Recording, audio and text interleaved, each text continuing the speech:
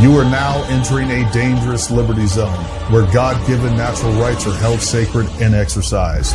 This is your warning. Tyranny, fascism, and censorship will not be tolerated. Ideas will be exchanged freely. Rigorous debate and open discourse is encouraged. If you are weak and your beliefs are fragile, you should leave now. Prepare yourself. We are now live on the Dangerous Liberty Podcast. All right, folks. Happy Sunday, everybody. I hope everybody's having a wonderful Memorial Day weekend. I actually forgot to mention that the last show that we did here at 4:30, and I want to make sure I get that in. We need to remember about all the men and women that sacrificed so much to make this country what it is, and we are blessed because of their sacrifice. So we got a great show for you tonight, and I'm really excited to have Chris back on. If you guys don't know, Chris and I used to actually do a show together pretty regularly. We called it the Counter Media Podcast, and it's nice to have him back on. He had to take some time off. He's been doing some things, making this documentary, doing some other projects, and I'm just really glad to have him back on. But I want to say hi to everybody over in the chat. Thank you all that showed up earlier at 4:30, and you're back. Thank you. We got a great show ahead of you. I've been excited about this. He's been giving me sneak peeks throughout his entire build process and making this. I know the amount of work that he's put into. I'll let him talk a little bit more about that. But that's how Chris and I actually met. We actually met. We were both working on basically doing an investigation of the assassination, the attempted assassination on Donald Trump there in Butler.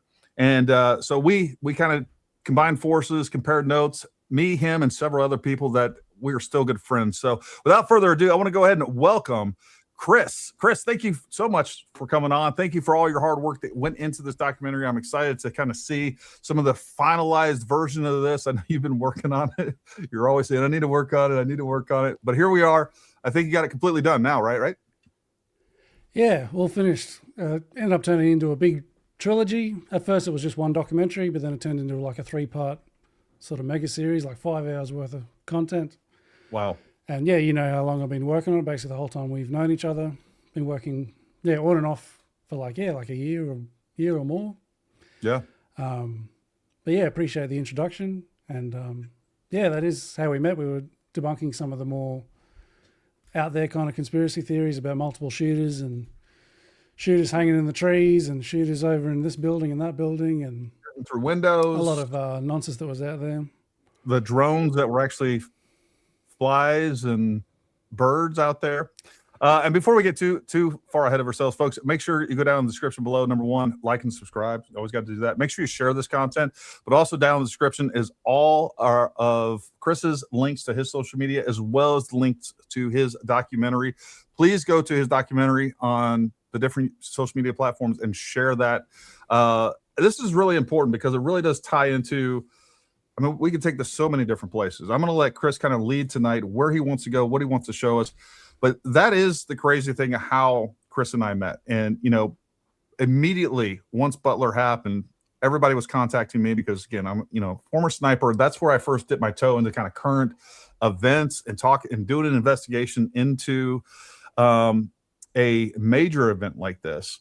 And that was the first thing that I saw immediately was all of these insane theories that I knew just weren't true. And I thought it was important to start debunking them. And even then we met with the same resistance where it's like, oh, no. There's definitely some guy over in this tree that nobody saw, even though the tree was, you would see someone in the tree, but they were shooting and come to find out there's not even a line of sight. But just saying those things, it was met with such resistance. Like, oh my God, you just have all of these sort of motivations, and it's just the truth. And people love these conspiracies, and they get so entrenched in them that just trying to tell them the truth, like, hey, that's not possible, and here's why, somehow you become the enemy. It's a really strange phenomenon, don't you think, Chris? Yeah, and it seems very similar to what you're copying with the Charlie Kirk stuff. I remember even back then when you sort of explain how these sort of multiple shooter theories just didn't work, and just by following the evidence, you get accused of being some kind of operative in on the conspiracy, basically.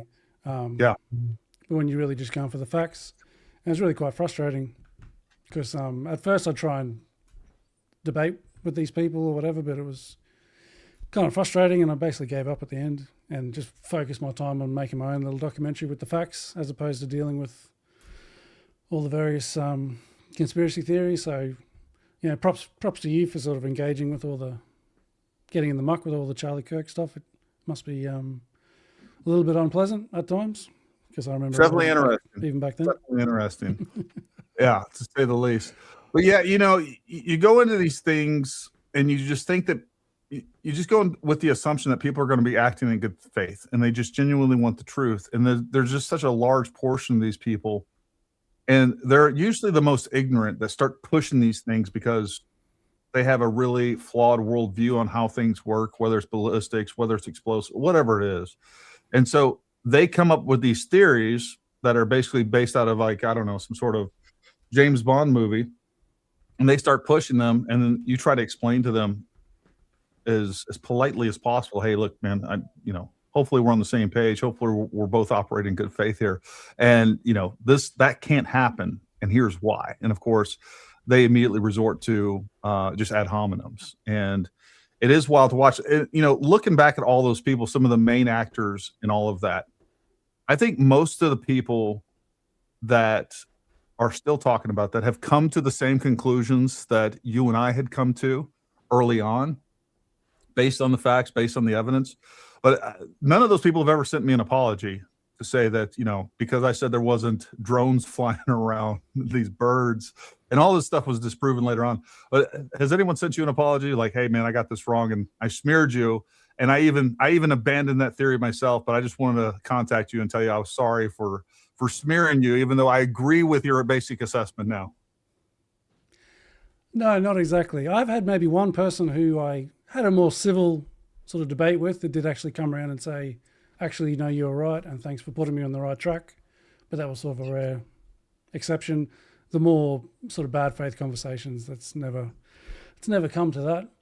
I might just quickly reset the link. Apparently I'm pretty blurry, my video, so I might come back in 1 second. No worries. See you in a sec.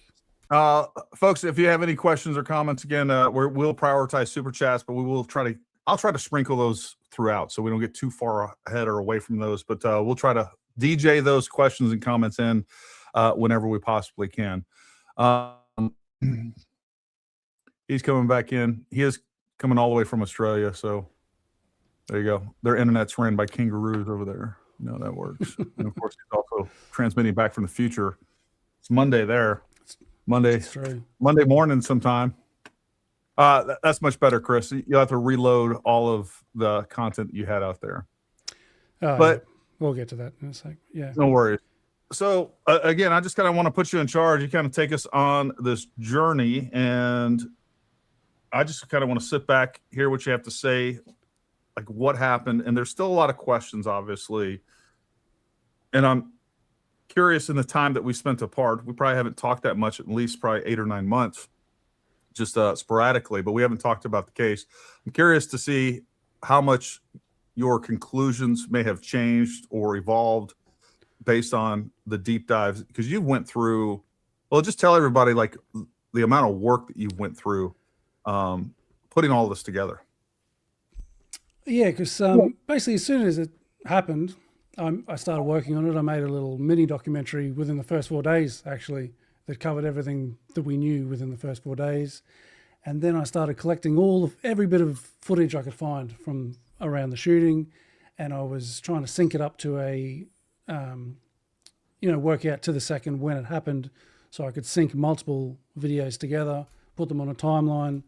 And I just kept, downloading everything I can find. And I ended up getting a timeline.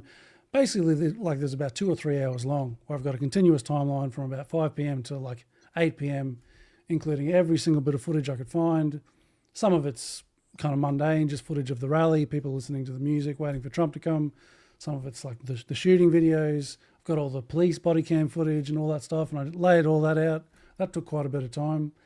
And then I started following a lot of the hearings with like the Pennsylvania State Police and, the Secret Service directors.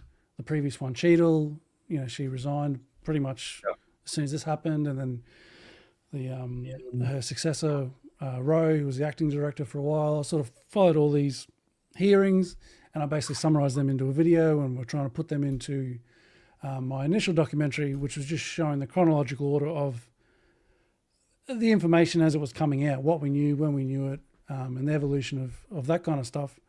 And I was hopefully getting ready to wrap up the documentary, but then they released a few more reports. And so I sort of extended the documentary to read a few more reports. And then they did a bunch of interviews with a lot of first it was a bunch of the Secret Service agents, mostly the people who did the advance, but also like the Secret Service sniper leader and a few of the snipers, actually, Secret Service snipers. So I thought, okay, I'll start reading all them. I'll summarize what they have to say, their perspective about the planning, plus what happened on the day, and I'll put it all together. And then that was from the Senate, and then the task force from the House of Representatives, they did their report, and they did another 46 interviews, I think. And I foolishly said, okay, I'll try and read like most of them and add them to the documentary. So I basically went through and read, at least 30 of these transcripts, and some of them are over 200 pages long, and sort of summarized all them and basically everything from all the different reports. Maybe there's like 8 different reports from the Senate, from the House, from DHS, Secret Service, plus these, 46 or 50 interviews or more.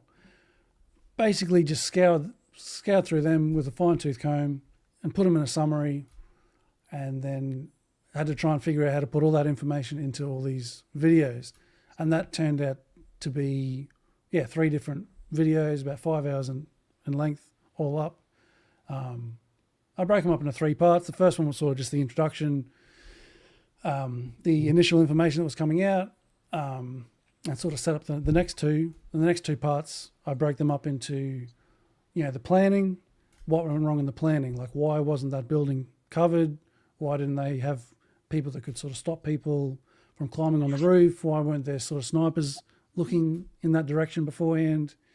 And then the third part is just focus on the day. And I sort of went through and made a timeline of everything from Crooks waking up in the morning and driving to the site in the morning and having a look, and then driving back home and getting the gun from his father, and then going, and I think he bought some ammunition, and I think before that he bought a ladder, and then then he parked, and then he was seen here and there, and I might go into all that a bit later, but well, I'm curious because I'm curious. I don't know if you and I have ever talked about this, but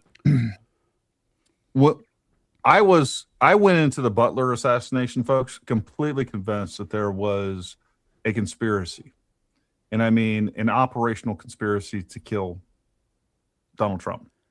That's changed a little bit. I do still think that there's a conspiracy, but it changed dramatically. And even though I kind of went in with this foredrawn conclusion, I was still objective enough to sit back and look at the evidence. And once I started looking at the evidence, looking at the trajectories, the other thing that I did, this is where I got the idea for UVU, is I actually went out and we surveyed that, the Butler area, the fairgrounds there, and we got a 3D model. So we could go in there and see exactly what the trajectories were, map those out, look at them, put a shooter over in a different tree where people were saying where there was no line of sight. Like, we were able to figure out, I saw how helpful and how productive that was to telling us what could happen, and also kind of eliminating some of these conspiracy theories that people were pushing. But I went into that 100% convinced that there was, you could have told me anything, because when it first happened, like within the day, people were saying, no, there was a different shooter. We've already done this audio analysis. And I'll tell you guys, share with you a little bit of experience on audio analysis, because I got deep into this during the Butler assassination. And there were people out there that were very credible people already saying that, hey, look, based on the audio analysis that we have, the shots actually came from, a much different location, a much further away. Lots of different things proposed out there. Ultimately, we knew, based on me going there, looking at things, and then, of course, our 3D model. Ultimately, as time went on, some of those things got ironed out. But immediately, there was a lot of people claiming and getting lots of views claiming, hey, you know what? I have proof. I have evidence based on this audio analysis that, the shooter was actually 400 yards away and was in this particular location or that particular location. And then later on, I found out, talking to 4 different professional audio companies. And these are 2 of them literally did audio forensics for multiple different agencies. Another one was like a special effects company that created audio and did a lot of for video games and things like that. I mean, what they would do is they would actually, if they're going to have somebody shooting in a game an AR-15, a 16-inch barrel, a certain brand, they would literally go get they would get audio samples of that exact thing, of that exact gun. It wasn't good enough that it was just a pistol. If the gun in the video game is a Glock 19, they're getting audio analysis from that. And by the way, at different distances. So, if in the game you're 50 feet away, it sounds like one thing, and as you get closer, like the amount of attention to detail and how specific they were. But long story short, what I got from all these different 4 companies based on the exact same data set was 4 different conclusions. And they even admitted that. I'm like, hey, this is what this company said. Hey, who this company, they're very serious. This isn't like some guy in his basement. And what I realized real quick is that unless the conditions are extremely controlled, and they basically admitted this to me as well, unless the conditions are extremely controlled, these audio analysis basically crack the bang analysis, there's a lot of room for error. And, so take that for what it is. So, I when people start telling me they did some audio analysis, they did the crack the bang, and they know exactly where the shooter was, or they know exactly how far the distance is, there's too many variables in there to come to any very specific conclusion. So that was one of the things that I learned from that, as well as how important that 3D modeling was, which is exactly why, and just going on location, right? Like your perception is so much different than reality.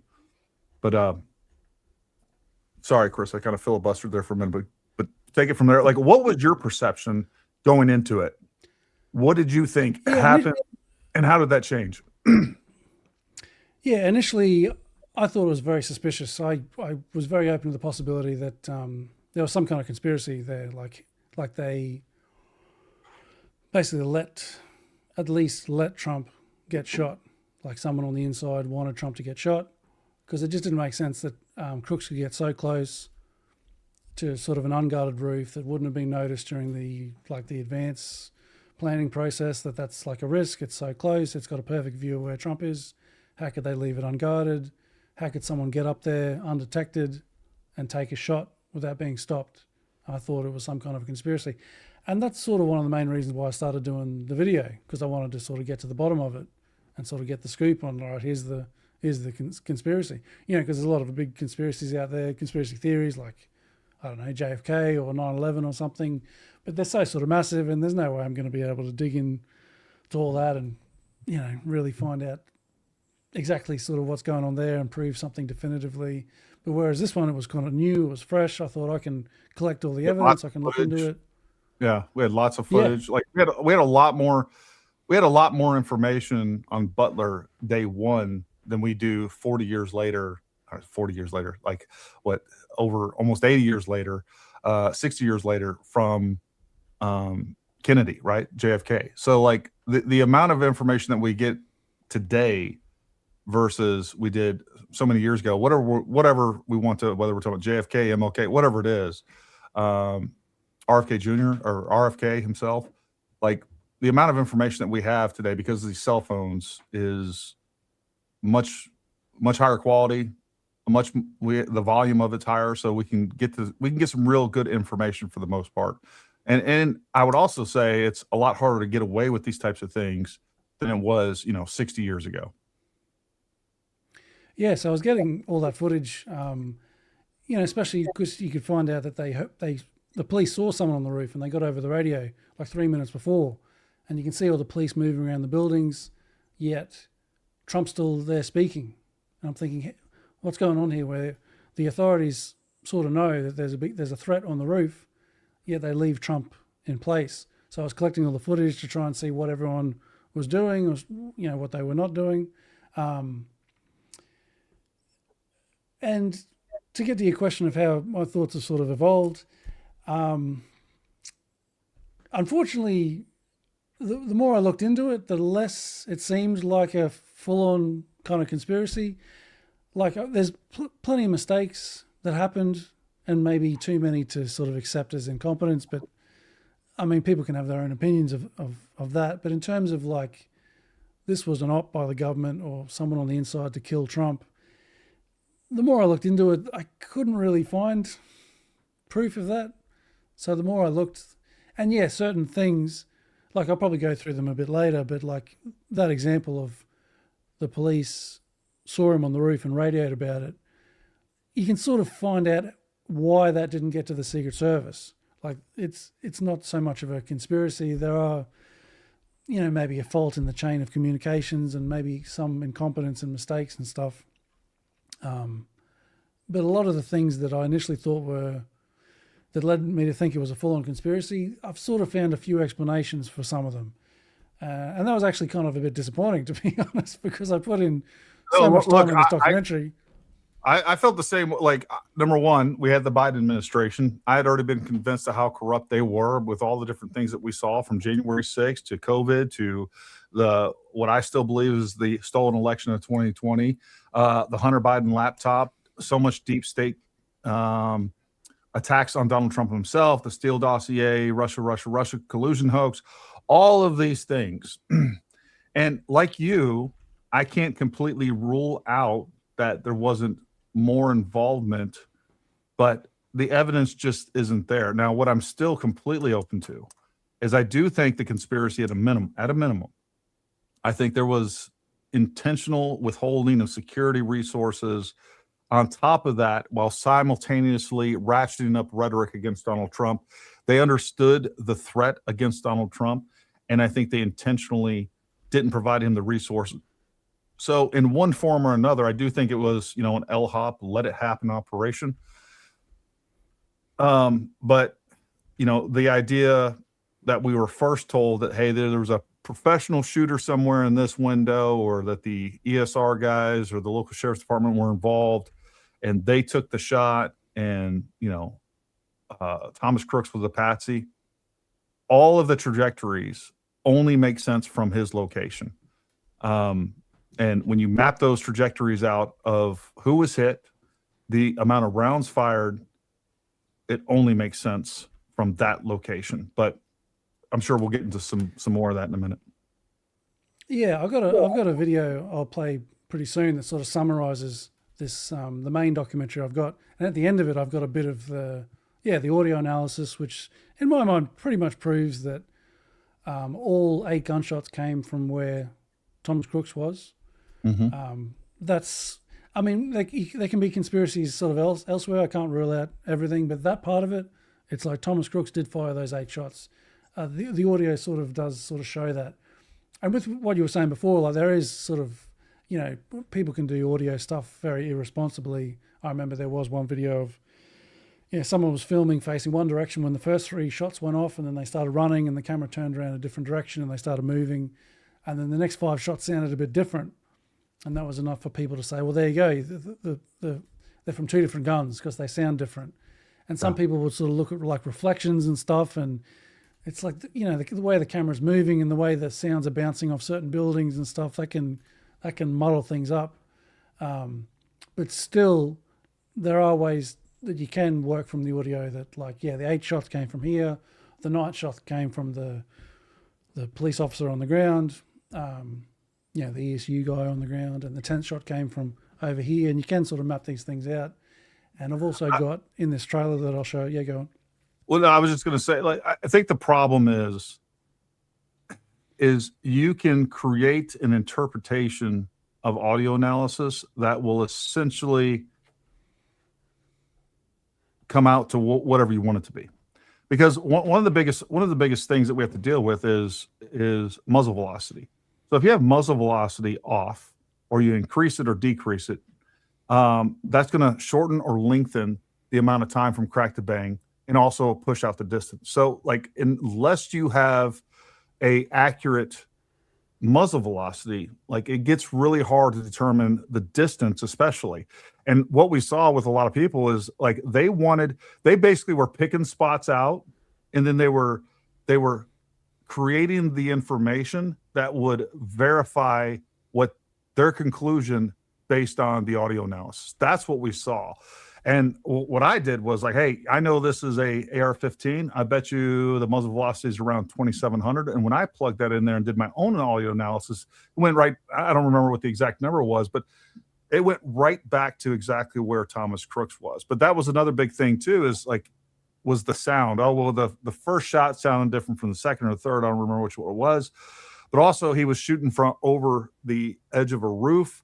The first couple of shots, or the first shot, was much more controlled. And then I do think that he ended up moving that gun.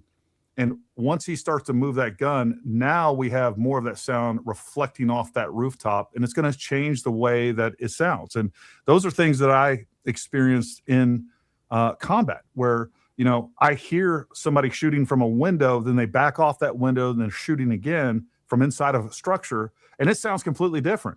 So, you know, there's so many variables that, and when you have people that are trying to make the evidence fit their conclusion, when you have so many people that don't understand the things that we just discussed, it's easy sell. Like, oh, I proved it, and I showed you evidence. Well, no, you didn't. You fudged numbers, and you made the evidence fit the mold that you already created.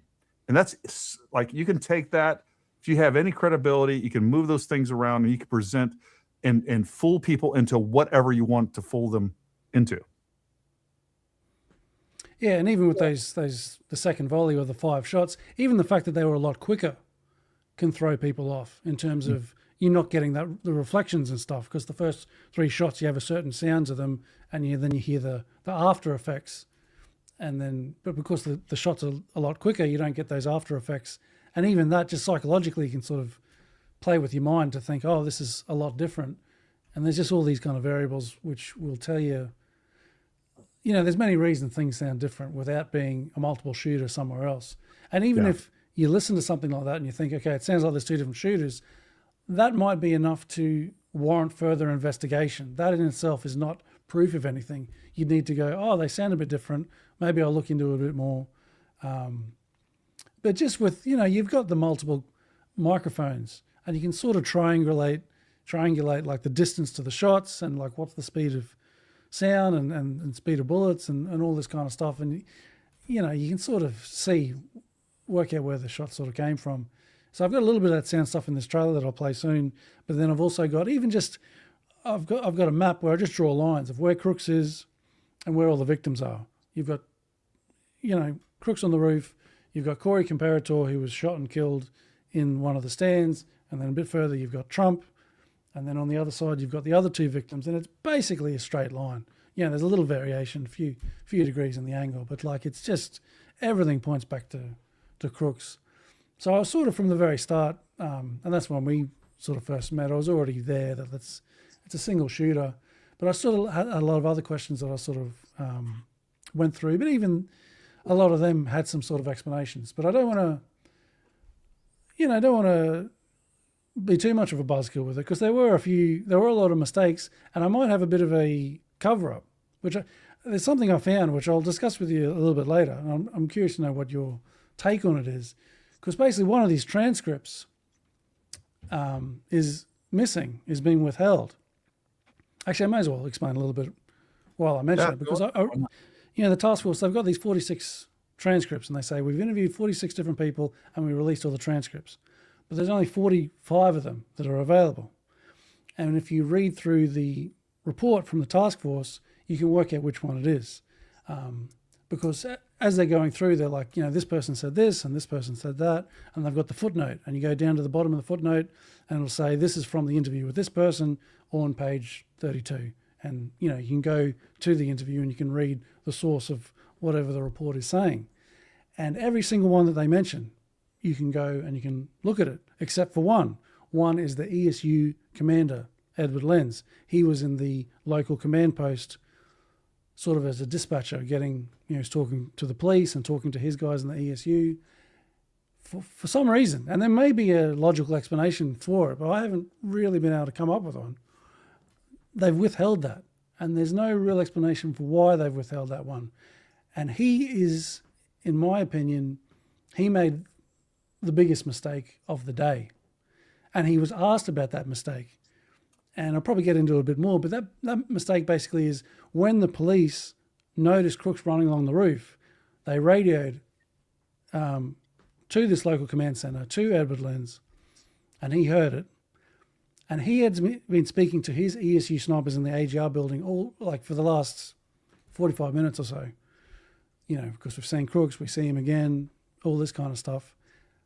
In fact, just a minute before he was seen on the roof, Edward Lenz spoke to his snipers in the AGR building about looking for it.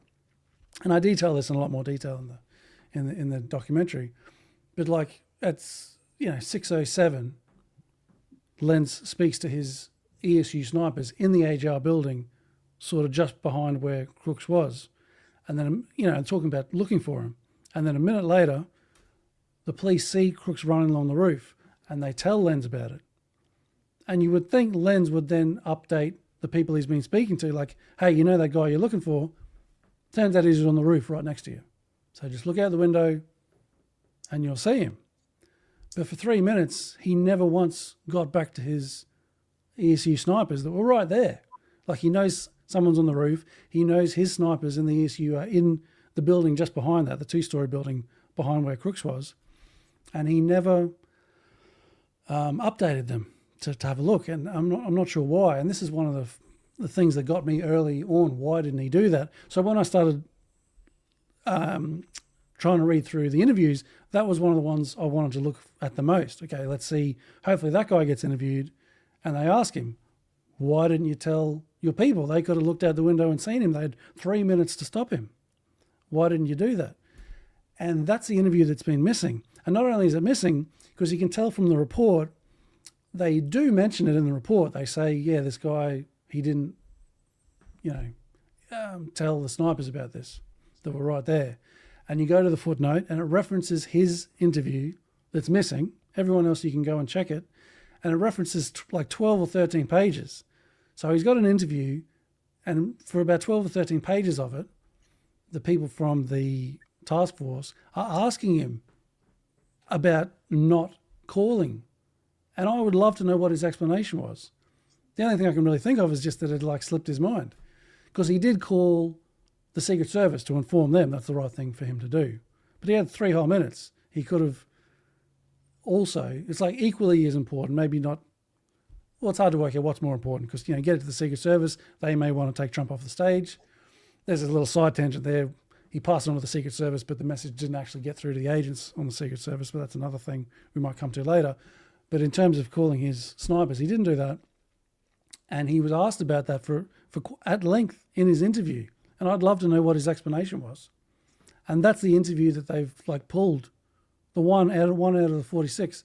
And there's a couple of other things, like he didn't call the police for about, before all this happened, when he found out about a rangefinder, before they knew about him on the roof, when they first heard about the rangefinder, he didn't call the police. He waited about 12 minutes before he called the police.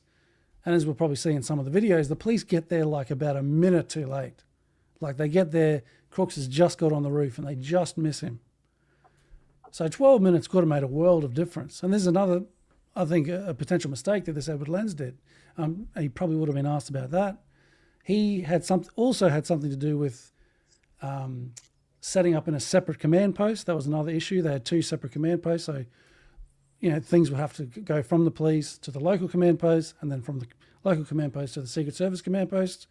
It's a bit, like maybe you'd probably have some insight on this, maybe about how usual that is. I couldn't really tell. It sort of seems like it's maybe unusual, but not unheard of to have, separate, like the command post in a security situation where you've got the police in one thing. Well, the other we had ESU there, which is basically the Butler PD, if I remember correctly. But then we also had basically Butler County Sheriff's Department personnel there as well. So, depending on command posts are usually going to be determined by how many agencies, how many state and local agencies are involved, and or then just the matter of how many people that they have. So they may set up, and also depending on the area that they're trying to cover, right? So if it's a large area, they may have different command posts, and then under those commands, be task organized to where they're controlling different units, and then trying to, obviously coordinate communications between the big picture. So I don't know. I mean, that's just number one, department dependent as well as situational dependent, depending on, when we're talking about how many command posts they may set up and who all is involved. One of the things, I think in the local one they had the police, the sheriffs, the ESU, and the medical thing. They were in the local command post, and then the Secret Service post, it was pretty much just the Secret Service, and there was someone from the state police, but and the state police guy was the one that was communicating with Lens, and that's how they had that communication link. But I was always just, because it sort of seems in hindsight like it would have been better for all of them to be in the one thing. And the Secret Service, in their interviews, they do say we asked the locals to come into our security post, but they chose to set up somewhere else. Well, there definitely seemed to be some friction. I just remember hearing different interviews and actually going and talking to people, and I may or may not have talked to some LE folks off the record, but there seemed to be friction from the get-go. Oh, and I also talked to the local sheriff on the phone. We talked probably about an hour and a half about what was going on there, and that was one of the things that he told me about was like the Secret Service kind of gave off the air, and I know this is very likely. It's like, we kind of got this. We appreciate your help. You guys are kind of little league. We're big league. And I'm sure that was reciprocated once that was perceived by the state and local guys. So there definitely seemed to be almost an attitude problem that was causing different friction and probably a lack of communication between there. Because again, some of the local police, and including the sheriff's department, were trying to get them to look at things and to assess areas, specifically the AGR building.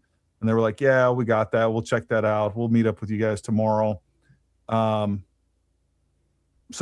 take that for what it was. There seemed to be, it was expressed to me that there was some arrogance and some complacency there mixed in with arrogance. And that is that's a recipe for disaster.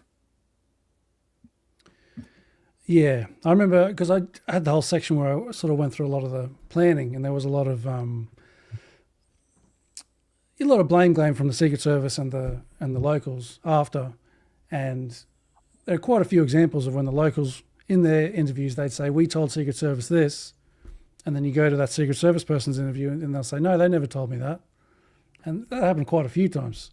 And as you're reading through these transcripts, you're trying to work out who's lying, who's just trying to cover their ass because they might get in trouble for not passing on a certain message.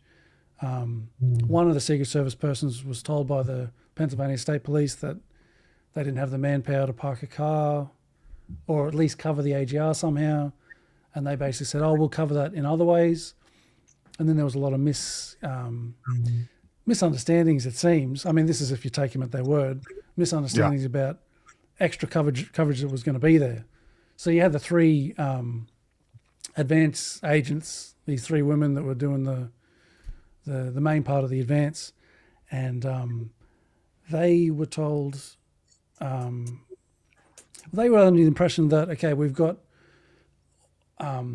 there's a few posts there with the sheriffs and the state police, and these are the ones that were sort of on the other side of the fence in that sort of grassy area you might have seen in some of the videos.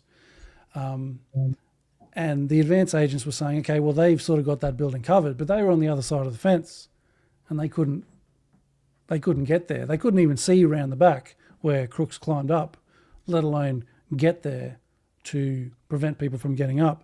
But the Secret Service seemed to be under the impression that those people were covering that area. And one of them, actually the lead advance agent, this Meredith Bank, she's the one, people might have seen her, like when Trump was getting into the car, she couldn't get a gun in the gun holster, and a lot of people were mocking her for being kind of useless, whatever. She was sort of in charge for the whole planning process in a way, the lead advance agent. And she was asked, she was talking about these posts with the sheriffs and the state police as if, okay, well, they were sort of covering it, and the task force or whatever, or the Senate asked, did you know that like the fence has got it all blocked off? And she said she didn't even know. She thought that there was like an opening somewhere, but she didn't even know that they couldn't even walk to the AGR, which is kind of ridiculous. And another big sort of supposed miscommunication was at least 2 of the 3 Secret Service advance agents said, we spoke to Lieutenant Harold from the Pennsylvania State Police, and he told us that the AGR building was going to be locked, secured, and posted. So they said, besides those sheriffs and state police, separately, the building's going to be secured and posted with extra troops on the other side. And, when it gets to the interview of Lieutenant Harold, he's asked, okay, well, these Secret Service ladies are saying you told them that building was going to be secured and posted with people, presumably. And he said, oh, no, I never said that. All I said was I saw on social media that that business wasn't going to allow people to park there. And supposedly from this miscommunication is one of the main reasons why Secret Service thought that nobody was going to be in that building, because he supposedly said on social media the building said they won't allow people to park there, yet somehow the Secret Service took that to mean this police guy said that we were going to post guys there, which is a pretty big difference.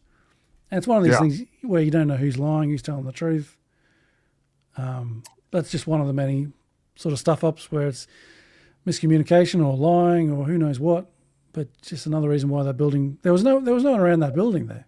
Like absolutely nobody, besides people on the other side of the fence there.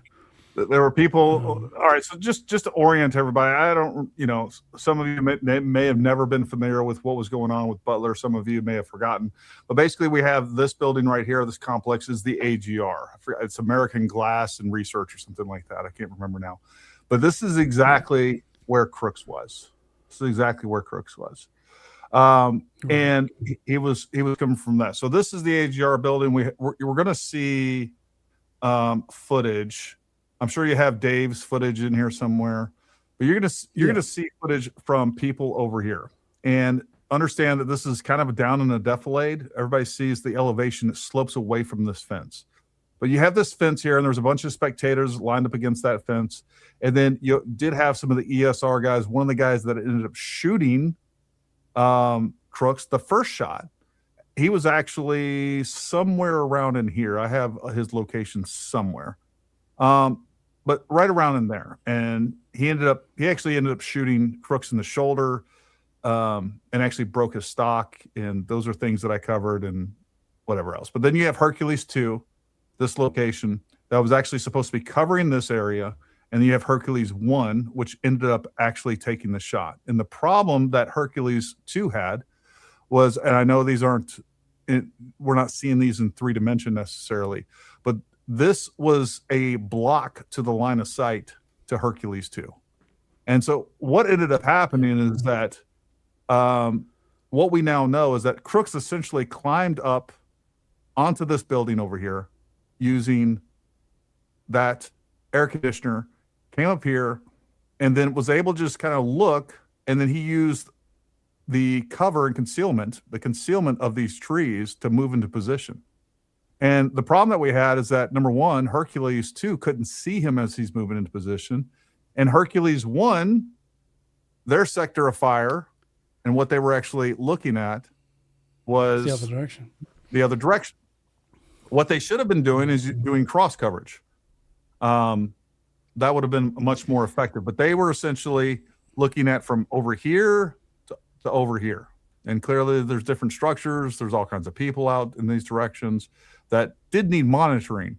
But of course, I think all of us would agree, just from, you don't have to be a security specialist, hey, the greatest threat is what's nearest, and that is the AGR building over here. Now, the other wild part of this too is, like, there were people all over on this side. They ended up getting video of Crooks kind of moving into position. So there was a lot of people that were kind of around that building, But understand, number one, this is an extremely noisy area. Everybody's attention is focused over here. And, you know, I know a lot of people were like, well, Gary, like, how could that happen? How could he have moved in position without anybody seeing him? And it wasn't just the security guys and the Secret Service counter sniper teams, but it was everybody else as well. And just kind of like what we saw with Tyler Robinson, the operational planning of this is not that hard. And then all he had to do was stay out of the line of sight from Hercules 1. Or Hercules 2 rather. And that's not that difficult. There's nothing super sophisticated from a tactical standpoint. This, what ended up being to Trump, was, let me see, 141 yards, 140 yards, almost exactly. So it was 140 meters. So it was about 100, we'll say 147 yards, somewhere around there. Meters versus yards. So it's about 150 yards from Crooks' location to Trump. And with an AR-15, even with a non-magnified optic, which he ended up having a red dot, not a difficult shot. And we all know that people have shown that diagram many times where, you know, the animation where Trump is just moving his head to one side. And it's because of, I mean, by the grace of God, it was so lucky.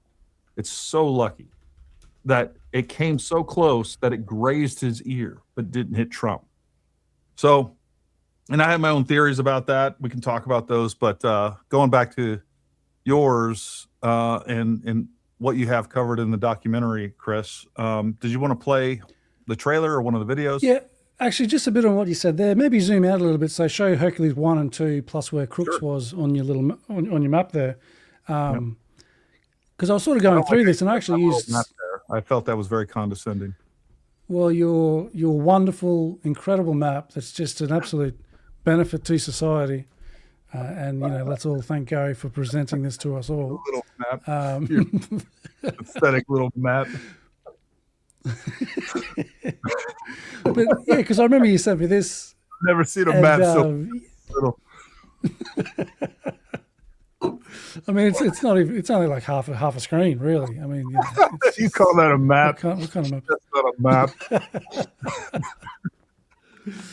But it is helpful because you can see right there, yeah, with Hercules 2 and that what was that, green or yellow line, and you got that tree in the way.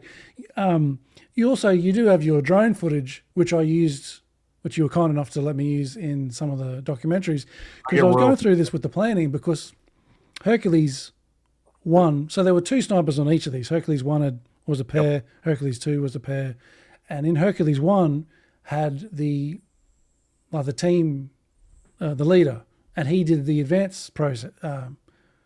He picked out the spots.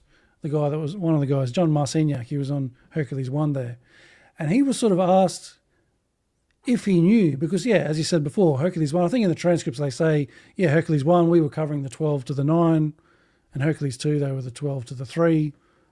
You know, they said they had a little bit of cross coverage. I don't know if that's just them trying to cover their ass, but you can see from the videos, they're mainly facing opposite sides.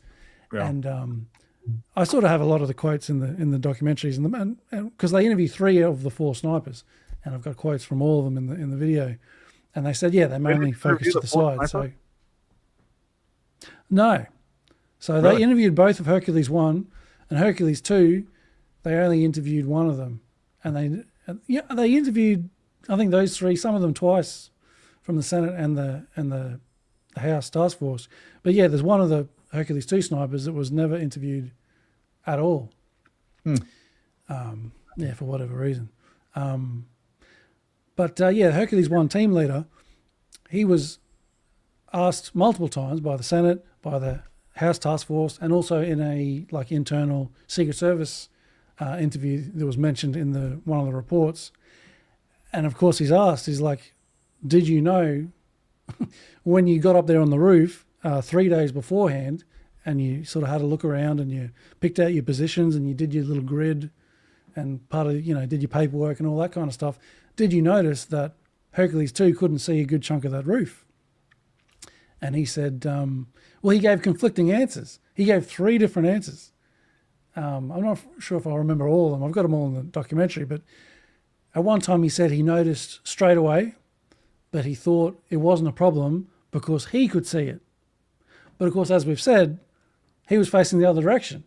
So it's not much of an excuse to say, yeah, I know that he can't see that roof, but it's okay because I can see the roof, but I'm not going to look at the roof.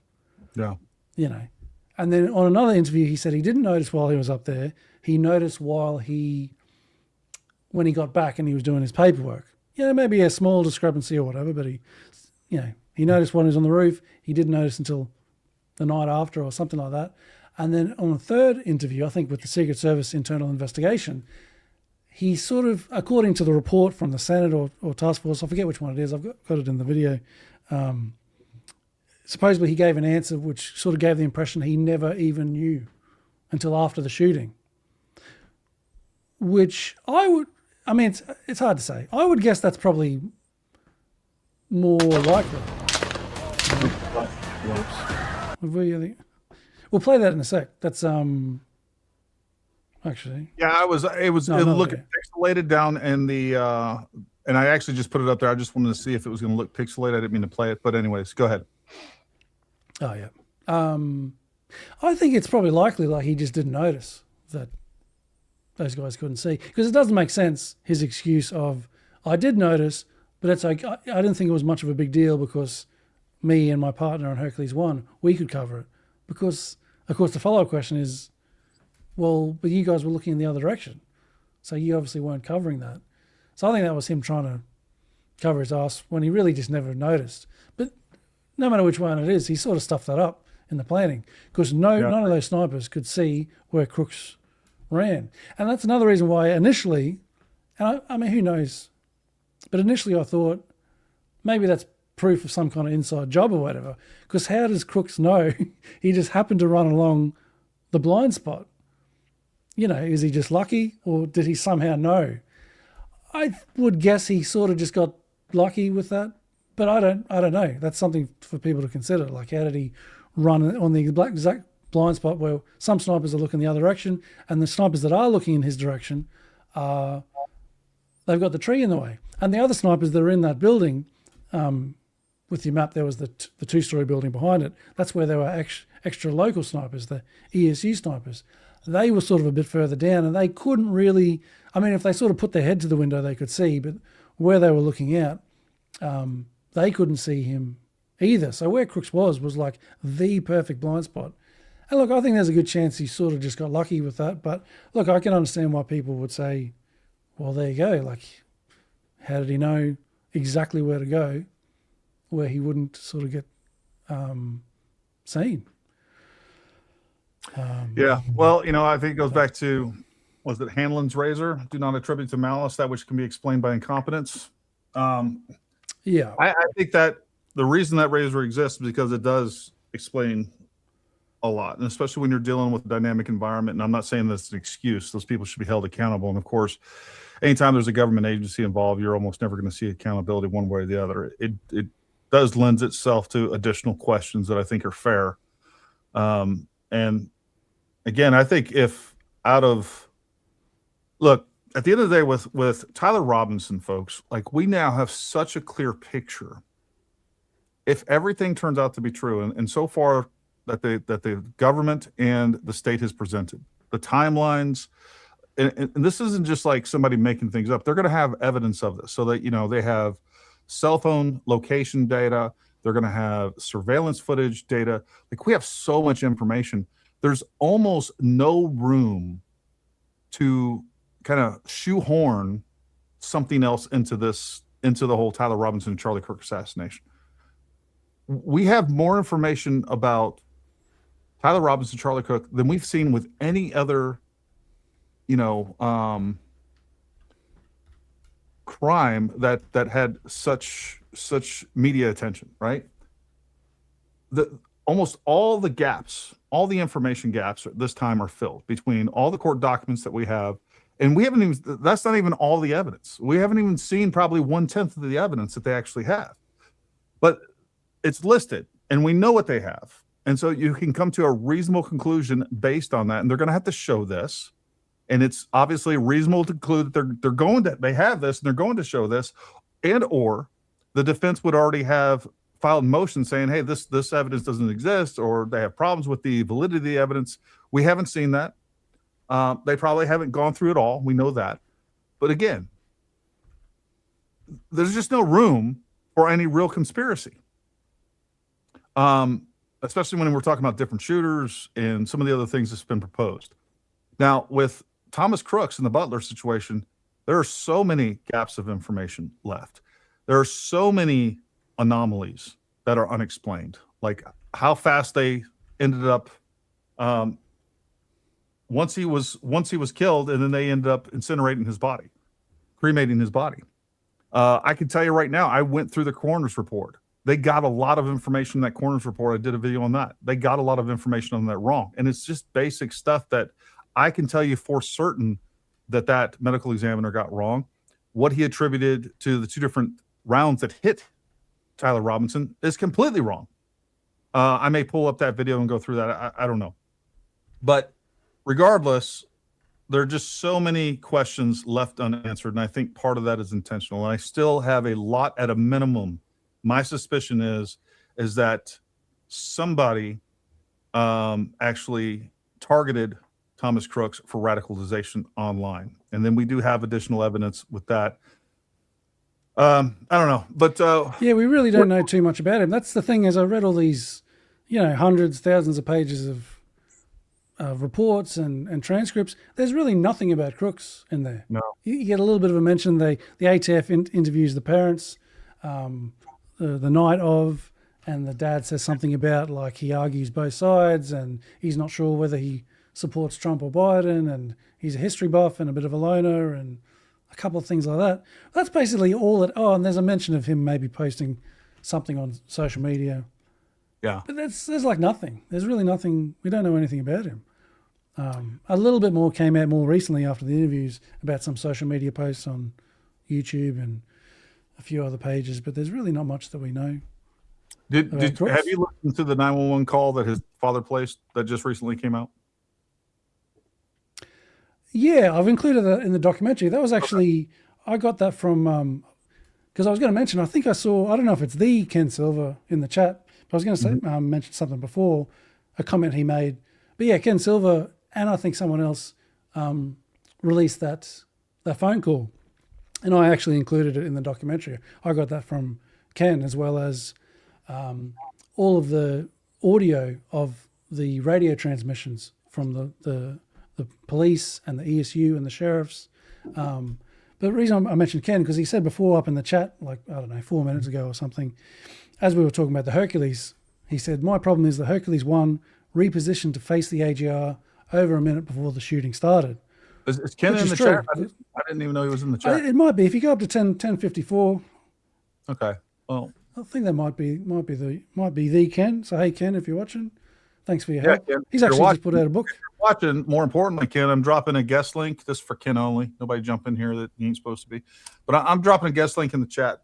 Ken, if you're available and you want to jump in and add any commentary or context to any of this, feel free to do so. We always love to have you. One of my favorite guests, second only to Christopher Todd Nolan himself. Of course, thank you. Yeah, because Ken actually helped a bit with. I credited him at the end of my main documentary because he put out the 9/11 call with the dad. He gave me the those radio logs, which come in handy because a big part of my documentary is sort of recreating the day, and you go through the timeline. And I put all the footage together, and I have the interviews with people saying what happened at certain times. I put it all in chronological order, and having those radio transcripts to put in so you can actually hear what's being reported really, really helps. And then he also released the autopsy of Thomas Crooks, which came in handy for a few things, particularly when looking at the shot 9. You said he shot Crooks in the shoulder. I'm still not 100% sure as I was going through that, because I think the official report basically says, then the FBI, they basically say he didn't shoot him. And no, he definitely did. And you still see the fragments from that round. That is definitely a 5.56 round that is fragmented in his shoulder. I think it's on a different drive. He's got a big imprint on his neck. You can see in the butt stock was broken because Thomas Crooks was aiming at Trump right in this direction. And the ESU guy that shot him from this direction. What ended up happening, it ended up going through his buttstock, through the top of it, and actually impacting into his shoulder. And I mapped out the trajectory perfectly, and you can see what looks like just lead spattered throughout his shoulder. Folks, that is a 5.56 round. That is classic 5.56 round. But the medical examiner attributes the shot. He doesn't even recognize the ESU shot at all, because there's no way that the buttstock was broken from the impact of the 301 mag that came from Hercules 1 or 2, whichever one it was. I always get them mixed up. But that shot hit him right in the mouth, blew out the backside of near his shoulder blades. Didn't blow his head off, even though it's a more powerful round than 30-06, by the way. Did it create a significant exit wound? Did it exit? Absolutely. But it didn't completely deform him. I have the pictures, both front and back, of Thomas Crooks. Obviously, we can't share those here. But I'm telling you right now, the ESU guy definitely hit him, hit his buttstock. The bullet went through the side of his buttstock. As he's looking right here, the buttstock's here, goes through his buttstock and actually impacts his shoulder. And you can see that in the x-rays. You can see what is clearly a fragmented 5.56 round all throughout his shoulder. And that's what caused him to stop firing. And it did create the opportunity for Hercules 1 or 2, the far side one, I believe it was Hercules 1, ended up taking the shot. So, and that's what's interesting, because in the reports, they basically deny that. They basically say that the Hercules 1 shot, hit him through the mouth, out through the back of the neck, then into his shoulder. And in fact, they also say that it also hit the buttstock all in one go. Yeah, it's impossible. And again, whether that was intentional cover up by the medical examiner or something else, I don't know. I may have to. I actually have that hard drive hooked up, and I may have to fire it up. I actually have to turn it on. Maybe we'll take a look at that, and because it's a short video. We can kind of go through that, not to step on your documentary. But real quick, while we kind of have a little bit of a break here, we can go through a few of these chats real quick. I want to show these. Crooks lived not even 5 minutes from my house. He attended Bethel Park High School, where he was thrown out of the gun club for being a bad shot. He was a dietary aide, and this was bizarre. How often did Thomas go to the range to train? Who paid for his ammo? How much ammo was he going through? Cost? Who's paying? Follow the money. I mean, that can be accounted for. We don't even know if he had like a part-time job. But what I think is very clear. I see a picture of parents that are basically footing the bill, taking care of them. That are parents that enable him to do whatever he wants. And, so that could be explained. If we listen to, and I'm sure we will, the 911 call, his dad knows that he goes to the range regularly. And I wouldn't be surprised if the parents paid, he gave him a credit card. I'm not saying that this is speculation on my part. Maybe we can find some sort of source of money that pays for ammunition. But for the average person, if they go shoot 100 rounds on a range day, and he said he'd go there for a couple hours and come back. So he's not shooting a lot of ammunition. So take that for what it's worth. Yeah, and that's what he told his dad. That's where he told his dad he was going when he went to go shoot Trump. Yep. He said, "Yeah, see, Dad, I'm going down to the gun range," and then he went to shoot Trump. Biden failed the Secret Service DEI BS and not giving former POTUS adequate Secret Service protection. I agree with that wholeheartedly. What's the probability that you can make that many mistakes as a professional protection agency who has zero failed mission? Well, they may have a zero failed mission, but they failed a lot. Matter of fact, just about any time that there has been a significant attempt to assassinate a president, they've pretty much failed. Whether we're looking at JFK, whether we're looking at, I'm sure it was Secret Service coverage. I'm not 100% sure when it came to RFK, but also with Reagan, there was so many failures. And you guys should go back and understand this happened like a day or two after. We had zero information, but I actually did a full interview with a guy that I used to work with, that he used to work for me, that was a former Secret Service counter sniper. And we talk about some of these things.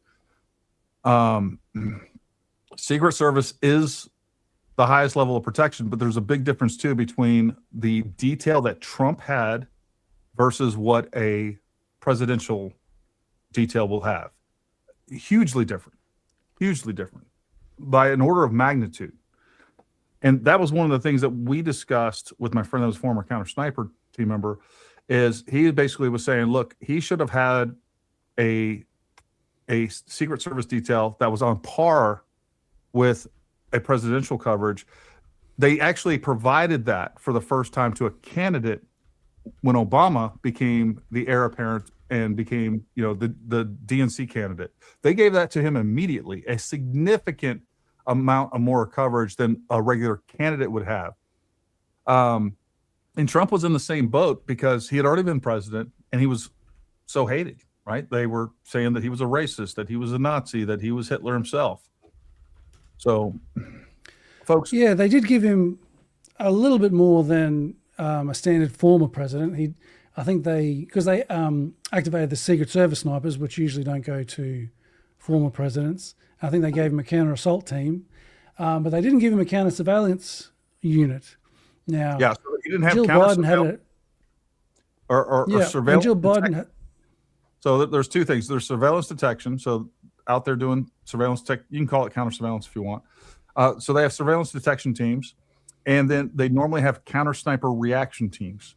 So this is, a team of 10 people or so that usually comes with counter snipers so that they can go and check on things. Because one of the things that he brought to my attention that I hadn't thought of, he's like, Gary, let me tell you something. As I'm out there protecting presidents and other dignitaries and other protectees, like, you will have people pulling out binoculars, even rangefinders, things like that. And you're not going to just immediately shoot. He said he had one time in New York. Luckily, the president at the time wasn't on stage, but they were in New York. They saw a guy in one of the adjacent buildings looking out his window with a rifle. All right. And he was using, and so they sent the counter sniper team. He didn't shoot him right away because the protectee wasn't up there, but he said it was moments before he was going to get there. And literally he was getting ready to shoot this guy. Luckily, the counter sniper team got there. It was just some dumbass. It was like, oh, I wanted to get a better view. But these are the things that people that the Secret Service deal with on a regular basis that we as the average public don't understand. So, like, you can't just go shoot at everything. So they have these counter sniper teams that can counter sniper response teams that can go and interdict these people and figure out what's going on before they actually send a bullet at somebody that probably was just acting stupidly, as opposed to with any sort of criminal and or homicidal intent. So I remember reading through because they did have one counter sniper response agent, and he was paired with a state police trooper, and his job was there for when the Secret Service counter snipers would see something suspicious, they'd call him to go investigate, as he sort of said. So they did have one person there, and he actually was sent out. He did go looking, but he wasn't sent by the Secret Service. The Secret Service snipers didn't send him. It was actually the drone operator who happened to know him, I think, and he heard something about a rangefinder, and he sort of suggested to the Secret Service security room supervisor, like, oh, hey, why don't I call the counter sniper response unit?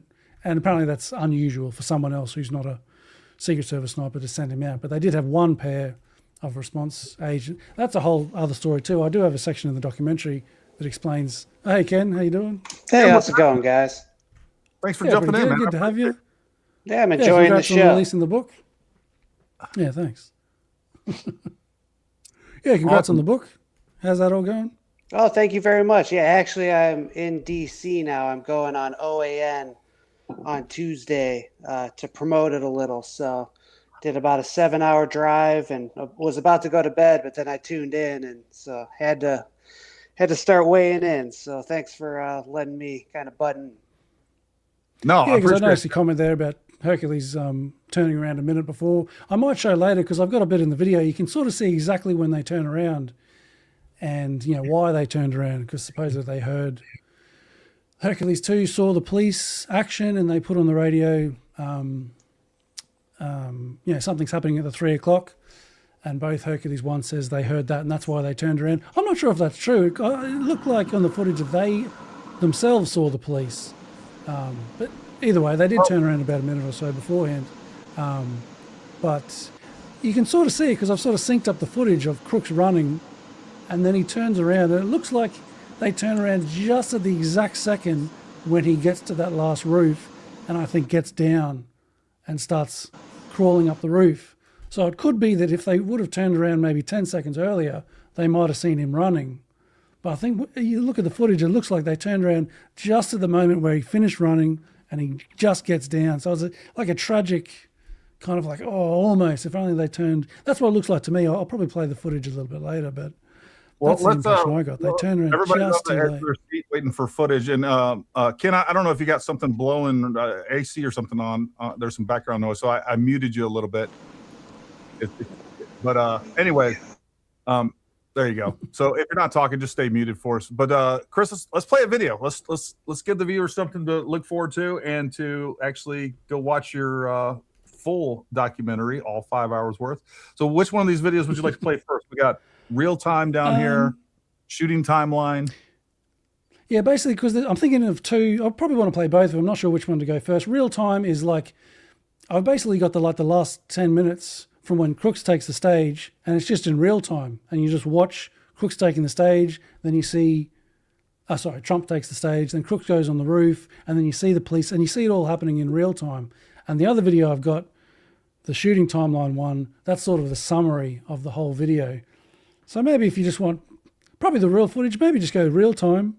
All right, let's go. Load that one up. But Crooks made his final move. but maybe I'll just pause it because it's got a bit of copyrighted Village People music playing. But basically, as the last song was playing, the Village People.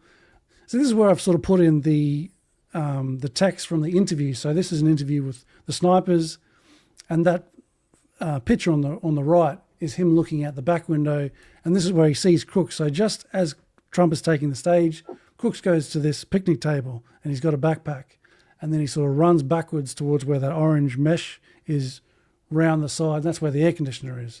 But it's interesting that just as Trump comes on the stage is when Crooks makes his move, and that sort of doesn't raise enough alarm bells. Because I don't know if you've seen Ken, but I think this particular update, when Nickel calls Lenz back and says he's back now, he's back with the backpack and he's just run around the side of the building, Lenz doesn't pass that on to the PSP like he does with the rangefinder, he does with something else. There's no record of the Secret Service command center being told that, hey, this guy's back and he's now running between the buildings. I don't think that message ever got to even the Secret Service command center. Because, some messages did get to the Secret Service command center, but they didn't go any further than that. But this one didn't even go that far. But anyway, I might just play some of the footage. This is sort of the final moments. Trump's about to come on the stage, and Crooks has just run around the side of the building. He's getting ready to climb on the roof. Because he would have been waiting, and he would have heard, okay, now here comes Trump. They play that song, Proud to be an American. And then Crooks, he goes on the roof and gets into position. That now Crooks is not in a run, but at a... So that's the sort of bird's eye view. He sort of runs, where that arrow is. He runs around and climbs up there. Just bear with me. No, that was all interconnected. Music playing loud. Nickel radioed Lenz just as Short time frame.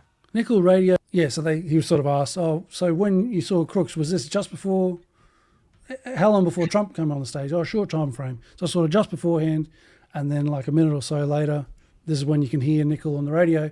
And this audio is thanks to Ken. You can hear Nickel get on the radio.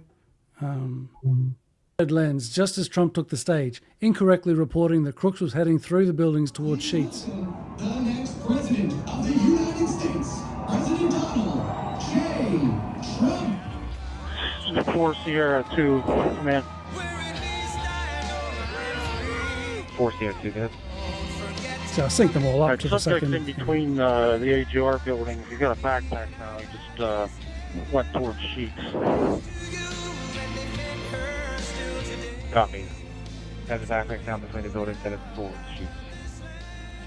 Blasco, who was monitoring all local channels, relayed this over the Police Ops 3 channel. 13:05, 13:54, 13:06, and 13:47. Good. This song doesn't get flagged for copyright for whatever reason. I've got about 5 videos with it and it never gets picked up.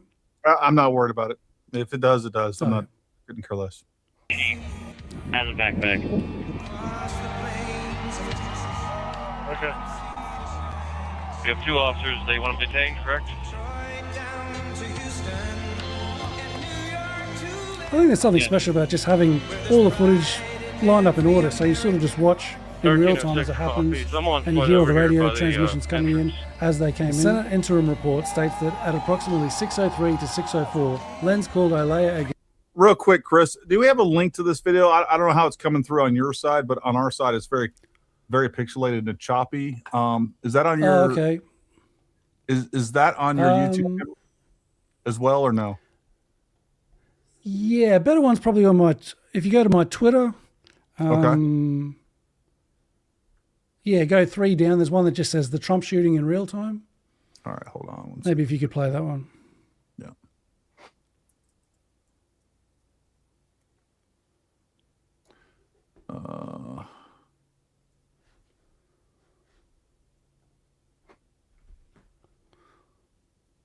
I did have. That might be a problem for another video I wanted to play. I might email you something. Have you still got the same email you had before? Yep. This is for later. All right, so I got it right here. Let me pull this down. I will add this to stage, but we will switch over to this. All right. And this is the correct video, right? Sorry, babe. Yeah, that's the one. Why would you that corner Maybe of that, skip in that top window? Just the picture of the bike. They're reporting the Crooks maybe 2 minutes in sheets. The next president of the United States. Maybe another 30 seconds. The 4 Sierra 2, man. Maybe jump another 30 seconds, maybe another minute. 4 Sierra 2, guys. Because we saw this before. Alright, subject's in between the AGR buildings. He's got a backpack now. He just went towards sheets. Copy. Has a backpack down between the buildings and it's towards sheets. Lasco, who was monitoring all local channels, relayed this over the Police Ops 3 channel. 13:05, 13:54, 13:06, and 13:47. Good. Eyes between AGR building heading towards sheep. Has a backpack. Okay. We have 2 officers. They want them detained, correct?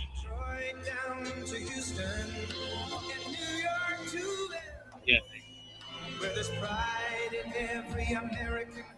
13:06 copies. I'm on foot over here by the entrance. The Senate interim report states that at approximately 6:03 to 6:04, Lenz called Alea again and relayed Nichols' transmission. Alea then passed it on to the PSP trooper at Post 5. There's no mention in any of the available reports or interviews about Alea passing this on to the security room supervisor, who was asked, "Do you recall that information being relayed to you?" I did not receive that particular information. The Senate interim report states that at 6:04, the PSP trooper who directed the 2 undercover troopers to look for Crooks earlier sent them a photo of him. They had arrived to the south of AGR and can be seen in a video shown 30 seconds ago. Nichols said, If either of you guys have anything to just add, just make sure, just yell out and I'll pause it. So when he took off running, I made my way downstairs to the first floor. I didn't know this building was connected here. I thought the buildings were open. So my thought was if I go back to this door, I could watch him running around the building. If I had known the building was connected and he just ran around there and didn't go nowhere, I probably would have stayed on the second floor. It seems like you would have potentially had time to do a site survey of where you are being posted. Well, we were told they wanted us in place by 10:30, I think it was. What was your job at that point, since the event wasn't going to start until much later in the afternoon? Just observation. Had anybody started entering the area? No. I don't believe the doors opened until 1. So when I got down to the first floor, I opened the door. And when I looked out, I noticed that 2 patrol units had pulled into the parking lot. There was a marked patrol unit, and then there was an unmarked patrol unit.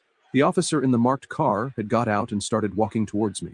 I said, "He ran around the building down there." And he looks at me and he's like, it's all one building. I said, well, then he's on the other side because he went in between the buildings over there. He then walked around past me and then went around the front of the building. And then the individual in the unmarked car, I said, he's on the other side. So he then pulled out of the lot and went around. The officer who drove out to the other side was Tedeschi, who first pulled in after hearing Blasco's 603 transmission while driving around. 45, I'm in the area on foot back here. Do we have anything up there? Not yet. 93. From the task force final report and the Senate interim report, footage obtained from a local business also shows Crooks climbed to the roof via air conditioning units in an alcove of the building in the AGR complex at approximately 6:05 p.m. He then moved southward across the connected AGR building's roofs with the backpack. Video from a local business, PSP dash camera footage, and police body camera footage show Crooks' movement across multiple AGR complex roofs between 6:05 and 6:08 p.m. Millions of people are pouring in from 1303, 1340. mental institutions. We're going to stop it. We're going to get it stopped. We're going to bring them back. As he said, we're going to bring them back. 1303. We're going to deport. Can you keep eyes for that person? South on Meridian Road, I'm going into the woods behind the cruiser. Between my intersection to southwest, say, there's a tree line, so I started searching that area. And we're going to take back the White House, and we're going to take back our country. We're going to take it back. Our country's been... Blasco said he left his post at 6:06 and started driving towards AGR. I'm guessing the west side. East side looks clear. Done over 4 years and hiding what the obvious facts are. It's 605. I'm walking up towards the west side. You run for the president of the United States from a basement, All very dishonest stuff, but you know, we're going to have the greatest election. I tell you what, we did fantastically in 2016. We did much better in 2020. You know, we did much better. And it was rigged. It was a rigged deal, but we did much better. But it's nothing compared to Fourth the year, I think, enthusiasm all over, not just in Pennsylvania, all over. There's nothing compared to the enthusiasm that we've seen over the last... They should have a fairly good perimeter if you get another visual. Let me know. West side seems sure. The PI response agent was informed of Nichols' update by the Intel advance agent at 6:07. Why didn't you go toward the sheets at that time? I didn't know where it was. Well outside the venue, I later found out. The assumption among those of us that had been looking was that this person was probably leaving the area. The Republican Party will... BTPD Detective Collins started driving towards the AGR building from the east after hearing the radio chatter. The Republican nomination for president of the United States. Patrolman Cuss was walking up on the other side of the trees when he saw Crooks on the So roof. that's Hercules while 1, they're looking the other faced direction. Hercules 2 faced the roof, but had a tree blocking part of it. You know, your current senator, I never... What'd you say, Chris? Oh, yeah, that was Hercules 1. They're facing the other direction. But Hercules 2, yeah, they're facing there, but the tree's in the way. And in a couple of minutes, Hercules 1 will turn around. But it's basically just after Crooks has finished his run along the roof here, which we're about to see. So there's the body cam of, I think, Patrolman Kuss, who sees him and radios it.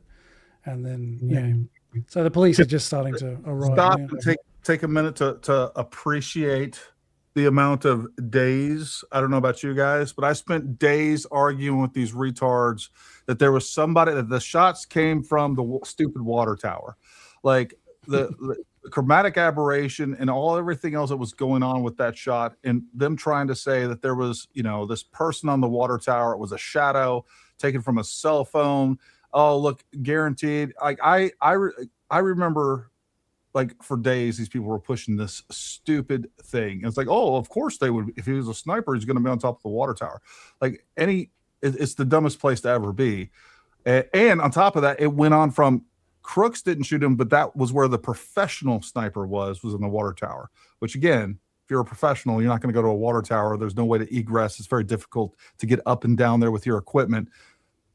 But I don't know. And even one of the Jumbotron, the TV screens was in the way. I think maybe he might have been able to shoot Trump's foot, maybe. But like, I remember just sort of seeing that on one of the maps, that even from the water tower, you had one of the Jumbotron screens that was in the way. Yeah, but people would find a few pixels on some low quality videos and say, "I see it. That's someone on top of the roof there." Yeah, no one saw him getting up, no one saw him there, no one saw him getting down. And there are some videos. I remember someone sent me a video that had a pretty good shot looking at the water tower, and there's no one there. Yeah, like you take 3 pixels is like a Rorschach test for any conspiracy theorist. They can turn that into anything from, you know, a 3rd, 4th shooter to Bigfoot, you name it. Met him. I don't think I've ever met him. I was only there 4 years, but I don't think I Somewhere around the south side. I'll tell you, that's your senator. He votes with Biden or whoever happens. Someone's on the roof. Commander Lenz updated PSP, who in turn informed the Secret Service in the security room, but did not update the ESU channel that included the snipers inside AGR, who could have looked out the window to see Crooks. The great gentleman. See that dude running? Can we bring him up for a couple of minutes? We both just instantly, at high speed, go towards AGR. The video on the left was filmed by James Copenhagen. He finished recording, unaware he just filmed the person that was about to wound him. Having missed Crooks running, Hercules 1 was about to... Did I hear one of you guys say something? Yeah, I was just saying the guy that filmed one of those sort of famous videos of Crooks running along the roof, you could see him filming in that footage. And then that's James Copenhagen who got shot by the guy he just filmed, and who actually didn't he do the intro to your book, Ken?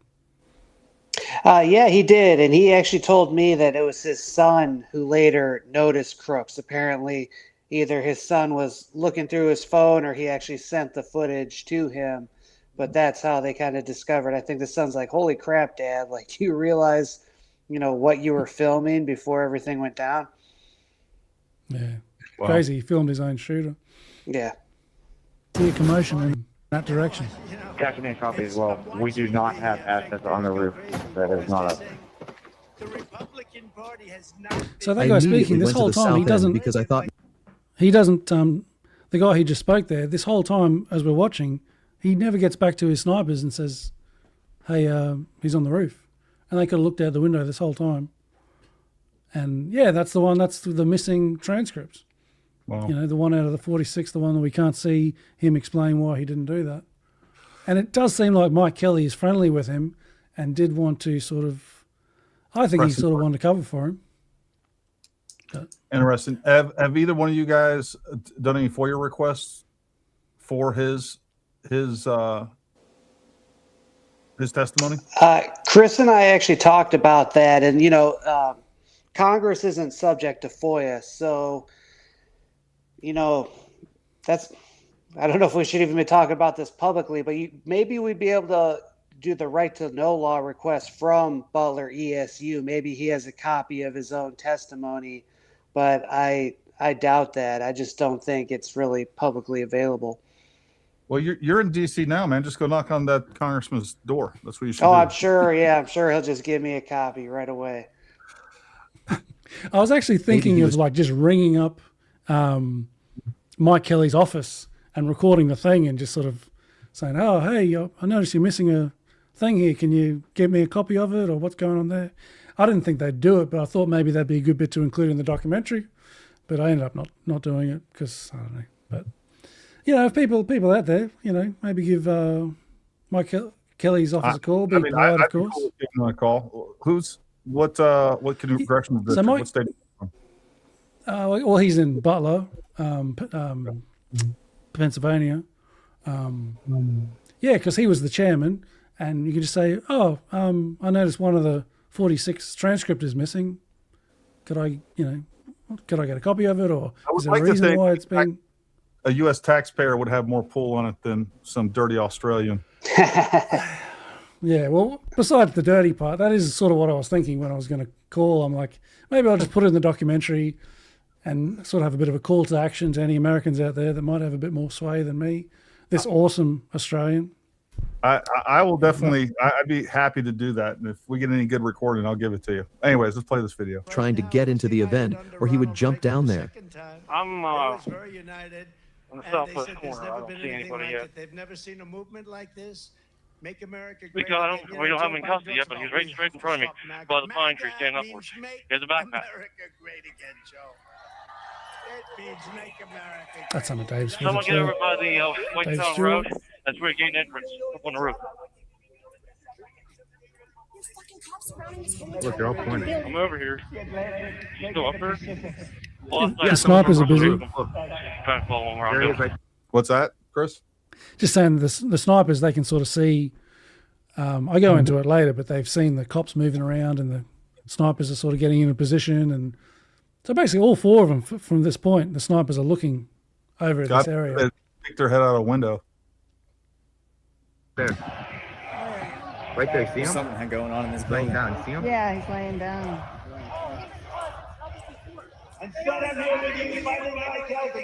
What's happening? Oh my God.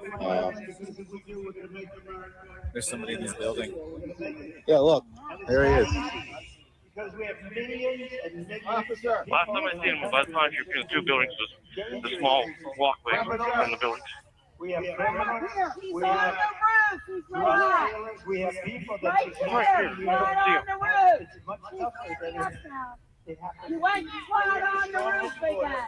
Once I arrived and he wasn't there, I then backtracked to the other units.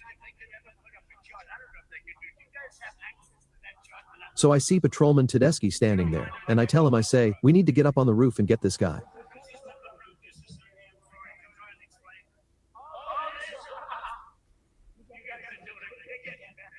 It's some wild Police footage. and IT units have AGR surrounded it and looking for him.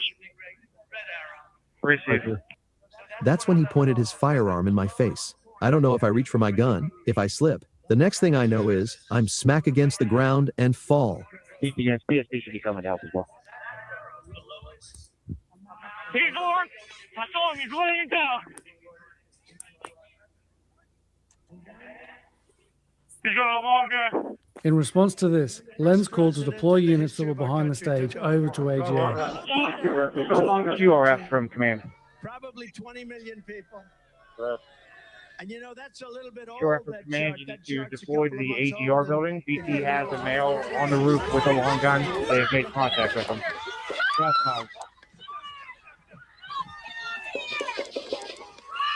Zalaponi returned fire after Crooks fired 8 shots. Then QRF from command. Quick, I want you to listen closely and listen to the gunfire audio. This just goes back to what I've said many a times, and this is something I've experienced filming gunfire on, a little iPhone.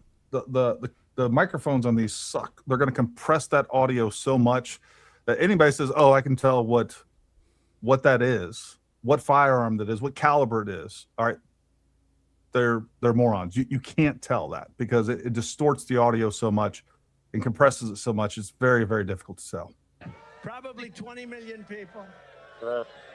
And you know, that's a little bit old. QRF from command, you need to deploy to the AGR building. BT has a male on the roof with a long gun. They have made contact with him.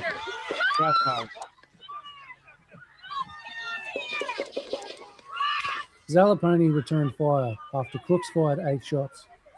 Then, almost 16 seconds after the shooting began, David King shot and killed Crooks.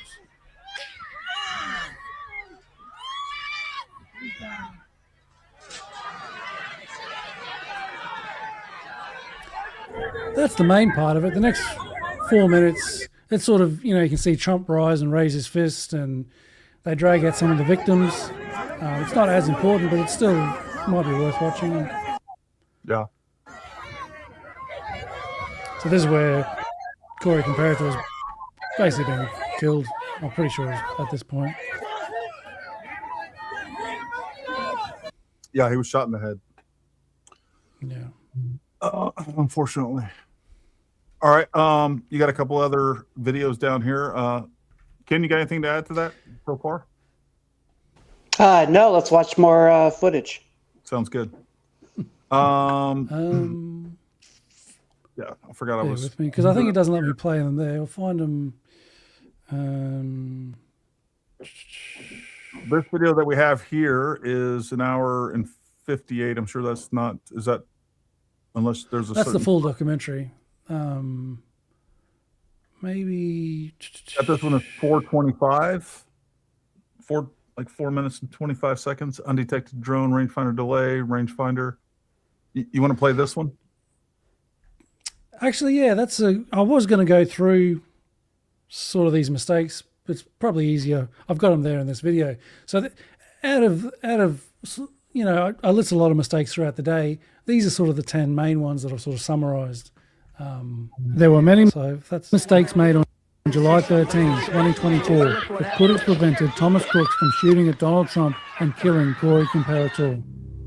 Crooks flew a drone at 3:51 p.m. to view the stage. It should have been detected, but the Secret Service detection equipment was not operating at the time because of a faulty Ethernet cable. He can be seen on dashcam entering the AGR property outside the fence line perimeter of Trump's rally. He was later seen around 5 p.m. by multiple ESU officers acting suspicious around the AGR buildings and filmed by someone inside the rally at 5:07. 2 ESU snipers who were on the second... Folks, he's looking right at the spot where he ends up, and he's comparing. This is pre-attack surveillance, right? So he's checking to see those line of sight and where he needs to be to actually get a line of sight on Trump. Second floor of one of the AGR buildings noticed Crooks looking up to the windows where they were. One of them took pictures of him. They noticed he was aiming a rangefinder at the stage, which is used to measure distance. They then lost sight of him. The rangefinder was noticed at 5:15 at the latest, but wasn't reported to local command until about half an hour later. They also sent out the pictures around that time. Command passed this on to the Secret Service security room about 5:45. That was something I found interesting and only noticed after getting right into it. Because in earlier reporting, it sort of makes out that as soon as they see the rangefinder, then they report it. But they didn't report it till, I forget exactly, I think 5:42 or something like that. The radio command. But they seem to have seen the rangefinder at least by 5:15, because you go through the interviews with the two snipers in the window, this Nickel and Mirko, and they have conflicting accounts, and you're not sure who's right and how their memory is and all this kind of stuff. But in the reports, they do show one of the text messages that Mirko said he spoke to Nickel. Nickel told him, I've seen him with the rangefinder. And then Mirko texted one of the other ESU officers, this Copus, I think, who's closer to the stage. And he says, the guy has a rangefinder. And the timestamp on that is 5:15. So that's they at least knew by that time, probably a bit earlier. But then they didn't report it until 5:52, 5:42 on the radio. I think they texted a few people a few minutes before that, but still it was a big gap. As we saw with the police, they're getting there just at the last minute. Having an extra 20 minutes would have made all the difference. And then I think, as I show a bit later, on top of that first delay of not reporting the rangefinder, the person they reported it to, he reported to Secret Service and to the PSP and the sheriffs, but he didn't report it to the police until another 12 minutes. So it brings it up to about half an hour of delay. And, it's only a couple of minutes too late. So all these delays, they really could have made all the difference. Yeah, they could have. And none of these people have been in trouble. Basically, all of the suspensions that happened, I got another video going through all the suspensions. They're mainly to do with the planning from the advance agents and stuff like that for, not covering the building and not having proper communications by having split command centers. But basically, any of these mistakes that we go through on the day, pretty much none of them nobody's been held had any accountable. accountability or punishment. 5. The security room did not pass it on to the agents around Trump who could have delayed Trump from going on stage until the situation was resolved. The security room supervisor who failed to pass this on was cleared of any wrongdoing after a Secret Service review. The information was passed on to multiple entities, but none of them responded sufficiently. They were all unable to stop Crooks from shooting around half an hour later.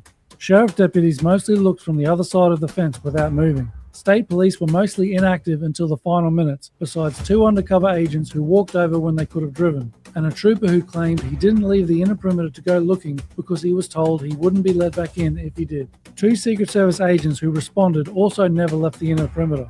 One claimed he thought Crooks was inside the perimeter somehow, and another said she didn't feel it was her job or feel comfortable to leave the perimeter to look. Local command did not inform the Butler Township Police Department for another 12 minutes at 5:54, some 40 minutes after the rangefinder was first noticed. Given the police seemed to arrive just minutes too late, these delays were potentially deadly. While nobody had gone to the AGR buildings to look for Crooks, who were still on the loose, and with the Secret Service agents around Trump oblivious to the nearby threat, they sent Trump on stage just after 6 p.m.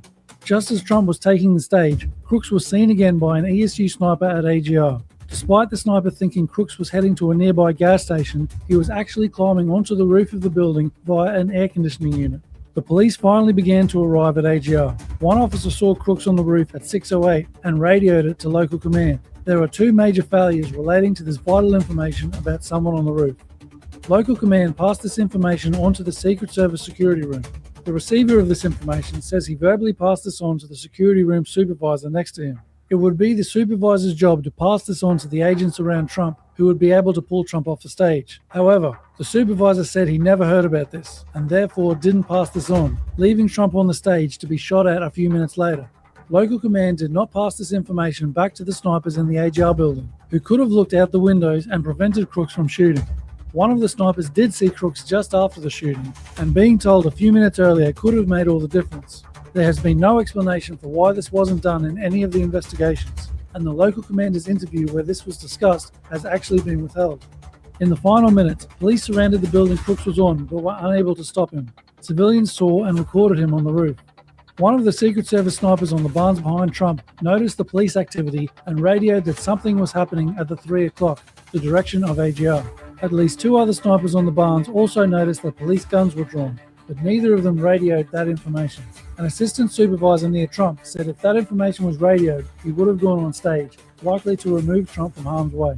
One of the barn snipers also heard that someone was on the roof and didn't radio that information either. All four Secret Service barn snipers were facing that direction before the shooting began. An ESU officer returned fire at Crooks, and one of the Secret Service snipers behind the barns fired a fatal shot at him about 16 seconds after the shooting began. He testified that he didn't see Crooks until after he finished firing. The footage and his original notes suggest he saw him before the shooting began.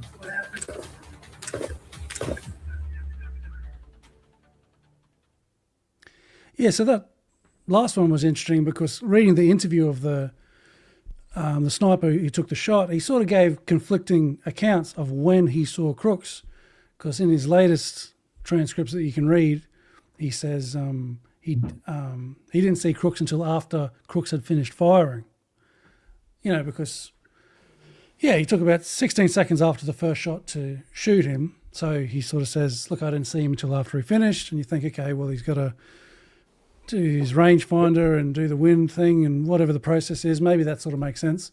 But his earlier interviews, he says he saw him crawling along the roof before he shot. He saw the rifle in his hand, and then the Secret Service sniper got to his gun before Crooks shot. And I sort of go over the footage in another sort of section where it really looks like you can sort of see where he sees him. And it looks like he sees him, because in the interview he says, I saw him after he finished shooting and then I went from my binoculars to the gun. And you can sort of see him going from the binoculars to the gun, but it's 7 seconds before shots start. So if you sort of assume that that's when he saw him, where it sort of looks like there was the 7 seconds plus the 16 seconds where he saw Crooks, but then didn't shoot. And to me, as a layperson, that seems like it's way too long. He sort of explains he's got to get he asks his partner for the wind call, and it's minimal wind, so he doesn't adjust whatever, and he gets his laser rangefinder to get some distance, and then he looks up his dope data on previous engagement or whatever. There's all stuff that would make more sense to Gary than me, but still it seems like, 20-something seconds is such a long time to return fire, you know. So if it wasn't for the Zalaponi on the ground firing that shot and likely wounding him, you know, he would have kept shooting for quite a while. And who knows, you know, who else would have been hit. But, yeah, I do think, if I remember correctly, again, this is kind of, I've brain dumped a lot of this stuff. But if I remember correctly, he takes the first shot, maybe two, the first, I think he shoots 3 times. And then I think we see him actually duck down behind the eave of the roof. And then that's when he gets up and he shoots 5 more in pretty rapid succession, if I'm remembering the timeline correctly. So I think that's what caused some of that delay. What I will tell you is that the Secret Service sniper standards are 30 seconds onto a target. I don't see a lot of, so it's very realistic that they may have heard the gunfire, oriented in that direction, then he ducks out of the way, jumps back up, gets shot by the ESU guy, and then he ends up getting shot by. So the 16-second time gap there doesn't stand out to me a lot. It's just everything else that led up to this. I think that is fairly quick, given what's going on, the dynamic environments, what's happening, and everybody's screaming and yelling and gunfire is taking place. I'm not that weird. Like, that's not strange to me. That doesn't look very suspicious. But people can kind of draw their own. But see, I think the thing is, it's not that he heard the gunshots and then reacted. It looks like he saw him before the gunshots and maybe even lied about that in his interview to make it the time scene. Yeah, he definitely lied, and that's what looks really bad for him, is that he told Congress both times he testified, he said, I didn't see Crooks until after the shooting had stopped. But a staffer almost had like a Perry Mason moment where he pulls out his notes that they obtained from the Secret Service, and he's like, well, Mr. King, these notes say that you saw him crawling into place, and is that not the case? And he's like, no. He insisted that like the notes weren't, when he wrote down crawling, he didn't really mean crawling, which I just, don't really find that plausible. No, I could show the segment. I don't know because I don't know what's going on with my internet. Apparently, it's sorry everyone. It's really not working too well. All previous shows have worked okay, but I'm coming through really blurry and might have a bit of problem showing video. But I might try see if I can share. Share my tab, and I can play the segment. I got to present it, don't I? Bear with me. It's been a while since I've done any of this. Allow. Okay, I think I'm sharing. If you can bring that up, because I've got a section where I've sort of gone through this, and so I'm reading a lot of the transcripts, and I know it's not for everyone because basically I've got a lot of reading of the transcripts, and I think it's good to have the quotes of the actual people as opposed to me sort of summarizing it or whatever. So a lot of time you're just hearing the exact quotes of the snipers, and I thought to give everyone a different like AI voice just to mix it up so it's not me reading everything. I know that's not for everyone, but because I know someone in the comment before like, what's with the AI voice? I don't really like it in the previous clip. So if you can forgive the AI voice, he's going to be reading out what the sniper said during his interview. But tell me if this works. The counter-sniper team leader, who was next to King when he took the kill shot, was asked, and when shots were fired, you were looking in the direction of AGR with your partner David King, right? Correct. So I distinctly heard 3 shots, and then I remember King saying, I got him. King said, after observing the rooftops, we kept hearing someone's on the roof. I was observing the rooftops, didn't see anything on the roof. I turned to John and I said, he's probably behind a tree. If I don't see him on a roof, he's probably behind a tree. I can't be for sure if the crowd was yelling someone is on the roof because they were right there, or it was through my earpiece. It was probably seconds leading up to his first shot. So he's aware I just know that I kept hearing someone is on the roof. Do you know if Officer Technician Marciniak heard that? I don't know if he heard it or not. What did you do in response to hearing that? I went ahead and placed my rifle into the tripod, facing in that direction. King placed his rifle into his tripod about a minute before the shooting. Maybe this was actually done in response to seeing the police or something else. Otherwise, he heard about someone on the roof earlier than he made out. And again, did it occur to you to send out a radio alert about that? I was trying to do my job and observe the rooftops. When the first shot rang out, I identified the location that Crooks was at, put my binos down, got on my rifle scope, looked through it, saw Crooks up on the rooftop. It looked like he was leveling back out again for another shot. I could basically just make out the tops of his shoulders and his head, and I could see his weapon.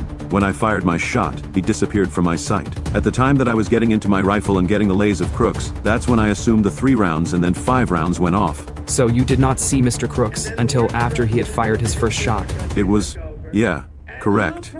And as you were seeing Mr. Crooks through your rifle scope, did you see him fire any shots, or did you only see him after he was done firing shots?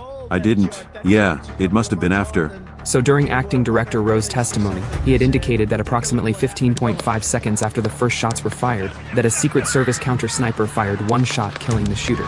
When you discharge your firearm, what was your thought process before discharging and deciding to take the shot? I need to make sure that it was in fact a threat. It wasn't maybe a law enforcement officer. I had to make sure that area behind the target or the threat was clear, and then take my shot. John Marciniak also indicated in his mission assurance review interview that you said, "I got him." So what does this mean? That I can see him. Through the scope of your rifle? If I say I got him, it's through the scope of my rifle. Can you please state for the record what these notes are? These notes are something I wrote after the shooting. So if we sort of go down on the first page here, about the fourth line down, it reads, At approximately 6:15, I noticed people running at the 3 o'clock position of the site. I noticed that there were law enforcement in the site and outside the site moving to building at the 3 o'clock. So these are his original notes, which are a bit different to what he's saying now. And it's probably more accurate, the notes he wrote at the start, as opposed to now with worse memory and more incentive to maybe fluff it up a little bit. Because in his original notes, as me and Ken have sort of said, he sort of made out that he saw him earlier. Teammate positioned ourselves to observe the area that everyone was moving to. I noticed an individual white male, white or gray shirt, low crawling on the roof. I noticed an AR-style weapon in his hands. As I moved to observe through my rifle scope, I heard weapon fire. I immediately got a laser rangefinder distance from my weapon-mounted laser rangefinder. I looked up to see my engagement dope. Looked back through the scope, observed the individual shooting, and engaged. At that time, the shooter dropped out of my sight in the scope. You said you saw the individual crawling. Does that mean you saw him crawling with a weapon? No. What I was trying to get at is when I saw him, he was on the peak of the roof, in his firing position, and as soon as he was identified, the shots went out. So you didn't see him until he was in his position? Correct. In his position, and basically at the moment of firing. I see. So when you wrote crawling, you didn't mean that in terms of he was actively transporting anywhere. He was in position, static. Yes, sir. So did you see him, either through your binoculars or your scope, before he started firing, or not? No. I did not see him through naked eye or binos prior to him shooting. So I'm just looking back at your handwritten notes. I noticed an AR-style weapon in his hands. As I moved to observe through my rifle scope, I heard weapon fire. I apologize. I'll just pause it there because I think it's coming through really choppy through the YouTube thing. So I wonder if I copy the YouTube link at the current time and put it in the StreamYard group chat, Gary. Yeah, if you could try clicking that link and you share your screen, it might load a bit better. Yeah, apologies to the chat for the internet thing. You can blame, I don't know, maybe the Australian government for not having good enough internet for us out here. It's usually better, but... Let me pull that down. But in these notes, he's essentially saying, you know, like I saw the rifle before he shot. I saw him crawling before he shot. And then I moved to my gun. And you can see him, if you match that up with the footage, he's moving to his gun 7 seconds before the shot. So I think it stands to reason that he saw him sort of moving 7 seconds before, and that's when he's getting into position. Now, to what you were saying, Gary, about, I think after Zalaponi shot him, that's when he backed down. And he was out of view for maybe 10 seconds. But he still had, time before that and a little bit after. Oh, and again, just playing a little devil's advocate on there, like, just because you see someone doesn't mean you have a clear shot of someone. They may not have seen enough of him to be able to engage. I don't know. But the 16 seconds from firing, but I agree with you when you're saying, like, his notes say one thing and he seems to be lying to cover his ass in another. So, because he does mention seeing the rifle, which would you think if you can see the rifle, surely he's got a shot from that view, right? Because that's, a rifle in his hands, saw him crawling. Yeah, I don't know what that means. I don't know if, like, he'd already kind of ducked down. He still has the rifle. Again, a lot of stuff can happen. And again, I'm just playing a little bit of devil's advocate here because I've just been in these types of situations where I've seen rifles, but I don't have enough, like, the rifle's hanging out a window or the rifle, like, the person itself is obscured. And, like, I don't know what his view was from that location. The fact is that because David King was the one that was on the advance, right? No, that was Marciniak. No, his partner. Next time. I mean, whoever was on the advance should be fired for sure. Like, the way that they had that set up and the lack of attention to detail and the fact that they didn't have cross coverage and they couldn't see, I'm assuming Marcini got up on this location and was actually they're supposed to do. Actually, at every position. They're supposed to get on that location, actually look to see what can be seen and what can, and then mitigate and come up with a solution as to what fixes that. I would even venture to say that from this position, let me go back to my 3D model for just a second. Yeah. While Hercules, he says he got up on the middle roof, he took pictures, he did his grids, and he walked on both the other barns. He said mainly to check whether they would hold the weight, but he did get up there and have a look around, and he's got his conflicting stories about mitigating that tree. But hey, to maybe put your mind at ease, Gary, he did get like a 30-day suspension or something. Oh, well, for that. Good. You should be fired. But even from here, so if I'm up here on Hercules 1, the first thing that I would notice is like, hey, if I'm on this position and then I'm going to put someone else on this position, I'm planning this out, I would immediately be able to see, hey, you know what? I can see Jack. And again, folks, these trees are in the way. So from basically right here where that says line 2 to the left, all right, he can see, but everything to the right, he can't see.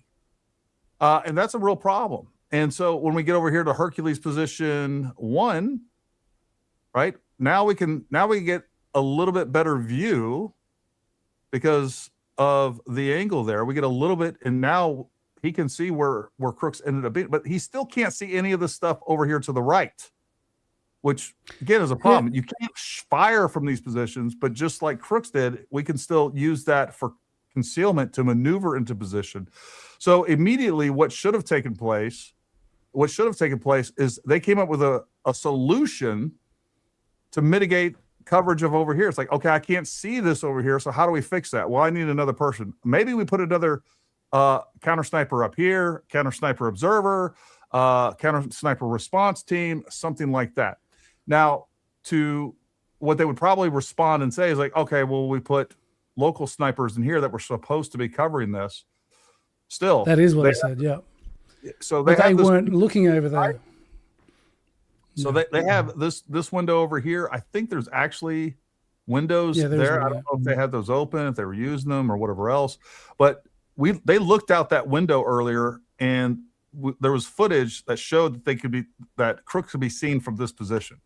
So there's a complete breakdown in planning, a complete breakdown in communication, failures all over the place. And people should because the Hercules 1 sniper did sort of say, oh, well, we did have those snipers in the local building. I sort of assumed that they had it covered. But then you talk to the local snipers, and to their credit, they sort of say, no, we were told basically to look straight out. And where they were told to look mainly on the crowd and the stage and that kind of stuff, where they were mainly looking was not that part of the roof. And they weren't really, doesn't seem they were told you're supposed to cover that roof. Yet the Secret Service advance agent, this Marciniak, seemed to think that they were covering the roof, but no one told them to cover that roof, it seems. And though they could see if they would have been called by, let's say, someone's on the roof, they could have looked out the window. Their default positions weren't looking at that part of the roof. So really no one's looking at that position.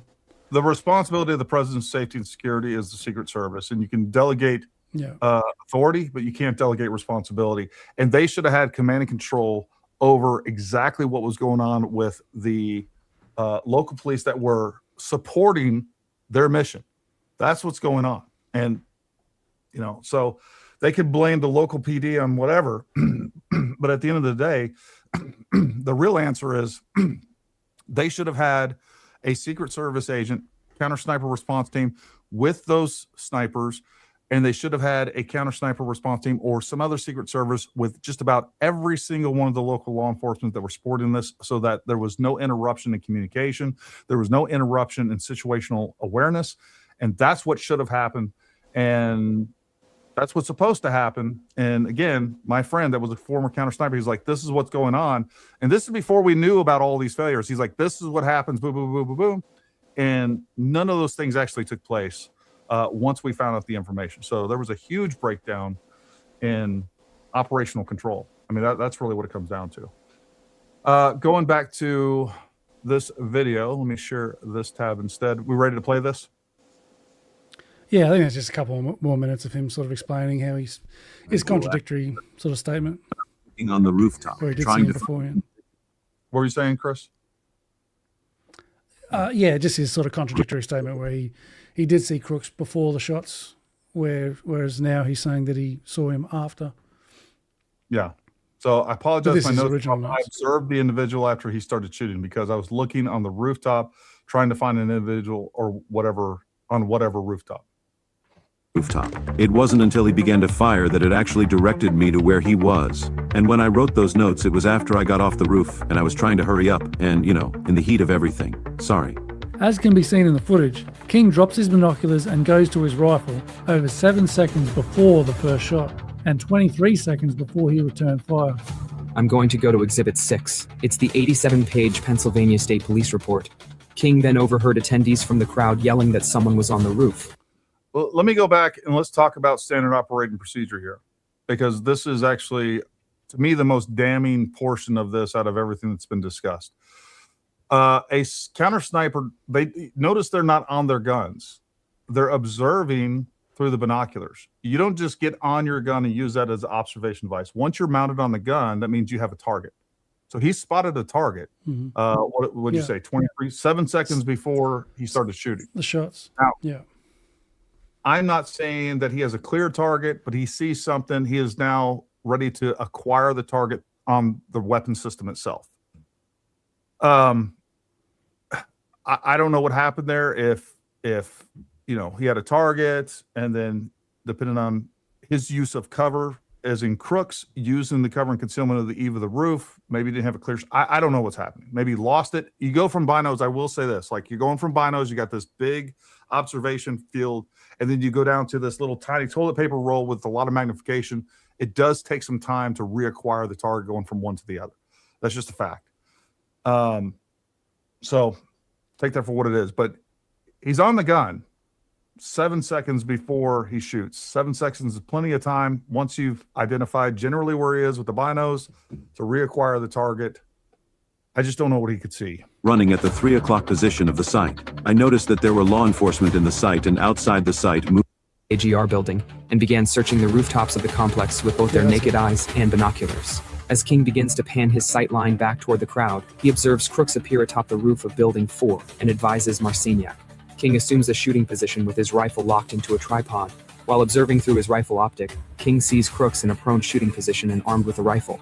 Marciniak provides King with direction that he does not need to adjust his point of aim, as no crosswind was present. King activates a laser rangefinder system affixed to his rifle, receiving a distance to the target of approximately 200 yards. Moments later, King could hear the sonic disturbances of gunfire emanating from Crooks' location. King then discharged one round from his rifle into Crooks, at which time Crooks slumped away and did not appear to re-engage. Any inaccuracies in what I read, or anything that needs to be clarified? So basically, when you're reading it, it makes it look like I have all the time in the world from when I identified his location to me shooting. If there was a way to recreate the exact thing that happened that day, that would be the only way for anybody to understand what I did and what I saw. And all I'm trying to just get from you is whether or not you feel that what I just read is accurate. I mean, from what I can recall. I mean, I like to say I relive that moment every day, but I try not to. Yo, Tess, you got me a That's point. pretty Give much me it up for again. that section. One more. Ready? What were you saying, Chris? And that's pretty much it for that section. I forget what the next section is, but Let's play a couple more minutes of this. Yep. All right, ready? Let's go. 1, 2, 3.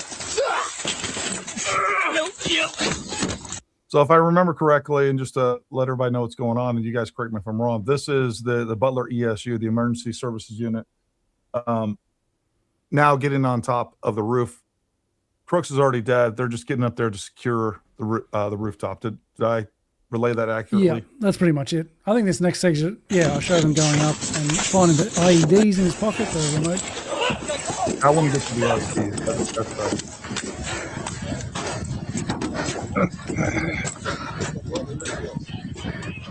Reports in a garage door opener. SWAT operator. What's that?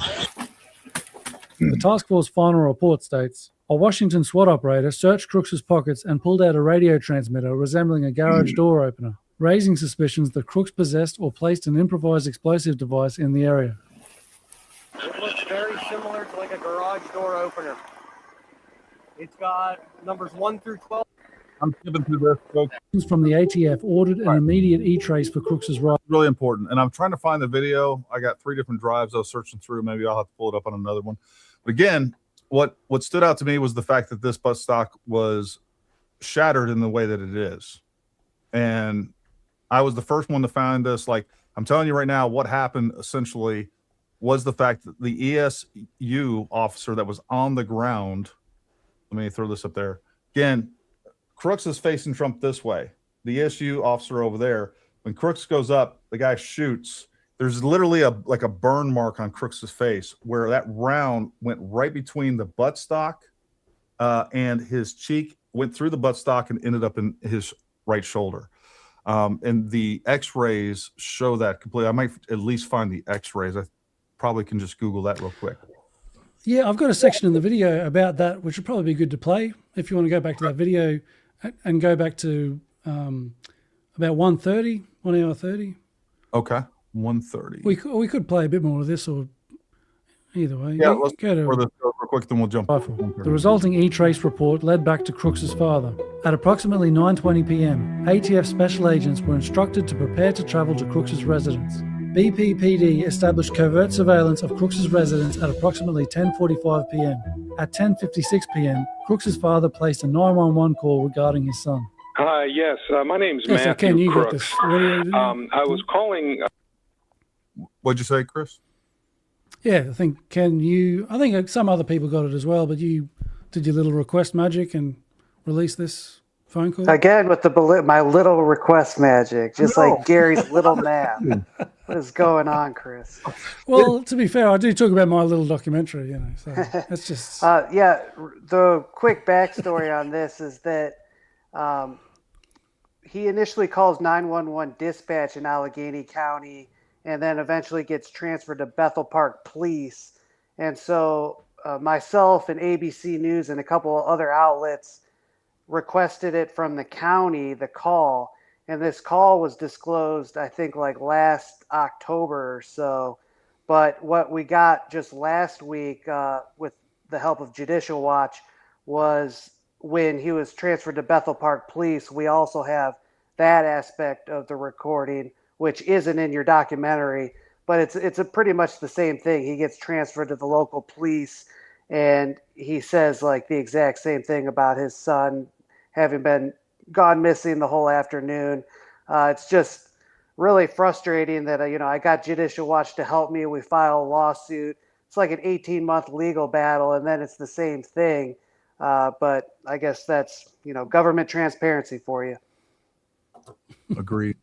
Good work, Ken. I think it was a big deal. I think it was a big FOIA request magic, not little. Thanks, Gary. I love your map. Yeah. Look at that. Oh, that a knife. Suck up. Like playing Crocodile Dundee.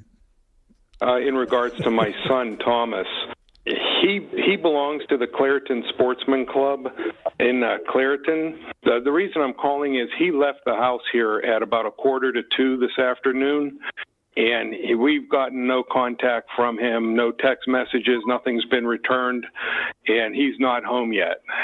That's totally not like him. ATF and PSP personnel approached Crooks's residence at approximately 11:40 p.m. After identifying themselves as law enforcement, Crooks's father exited the residence, stepped onto the front porch, and asked something to the effect of, "Is it true? CNN called me and told me that Thomas shot Trump." Crooks's father then provided verbal consent for investigators to enter and search the residence. By 11:45 p.m., the investigators discovered suspected IED components and construction materials in Crooks's bedroom. FBI special agents arrived on scene shortly thereafter and, together with ATF special agents, began to interview Crooks's father at 11:57 p.m. During the interview, Crooks's father stated that he had previously sold the rifle to his son for $500. One of the ATF agents said that Crooks's mother asked if he was really dead and was told yes. She started to cry, and the father put out his hand and said something like, "It's okay, it's not true until we see the body." The ATF agent said, "I didn't get into politics." He kind of opened that door and made a comment how his son would go back and forth and kind of argue both sides. He mentioned Trump and Biden. But I've never heard that portion before, so I'm already learning something new here. I think it's really important to that's only buried in one of the interviews with one of the ATF agents, I think. That's again revealing new information to everybody. I think it's really important to separate fact from fiction, because anytime you have any of these types of large events, so much myth gets kind of inserted into this, and then it's just kind of established timeline and fact ultimately.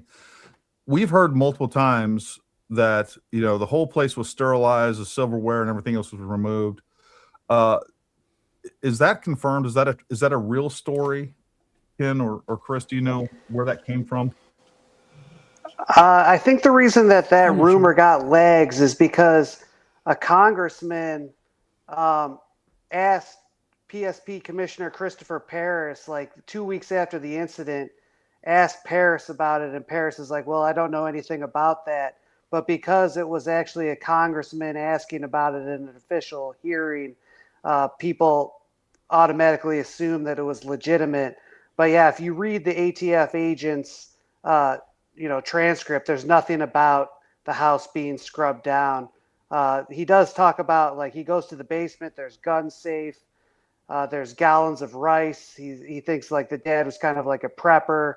And then, of course, the most interesting part was when he goes into Thomas's room and sees bomb making materials, including racing fuel.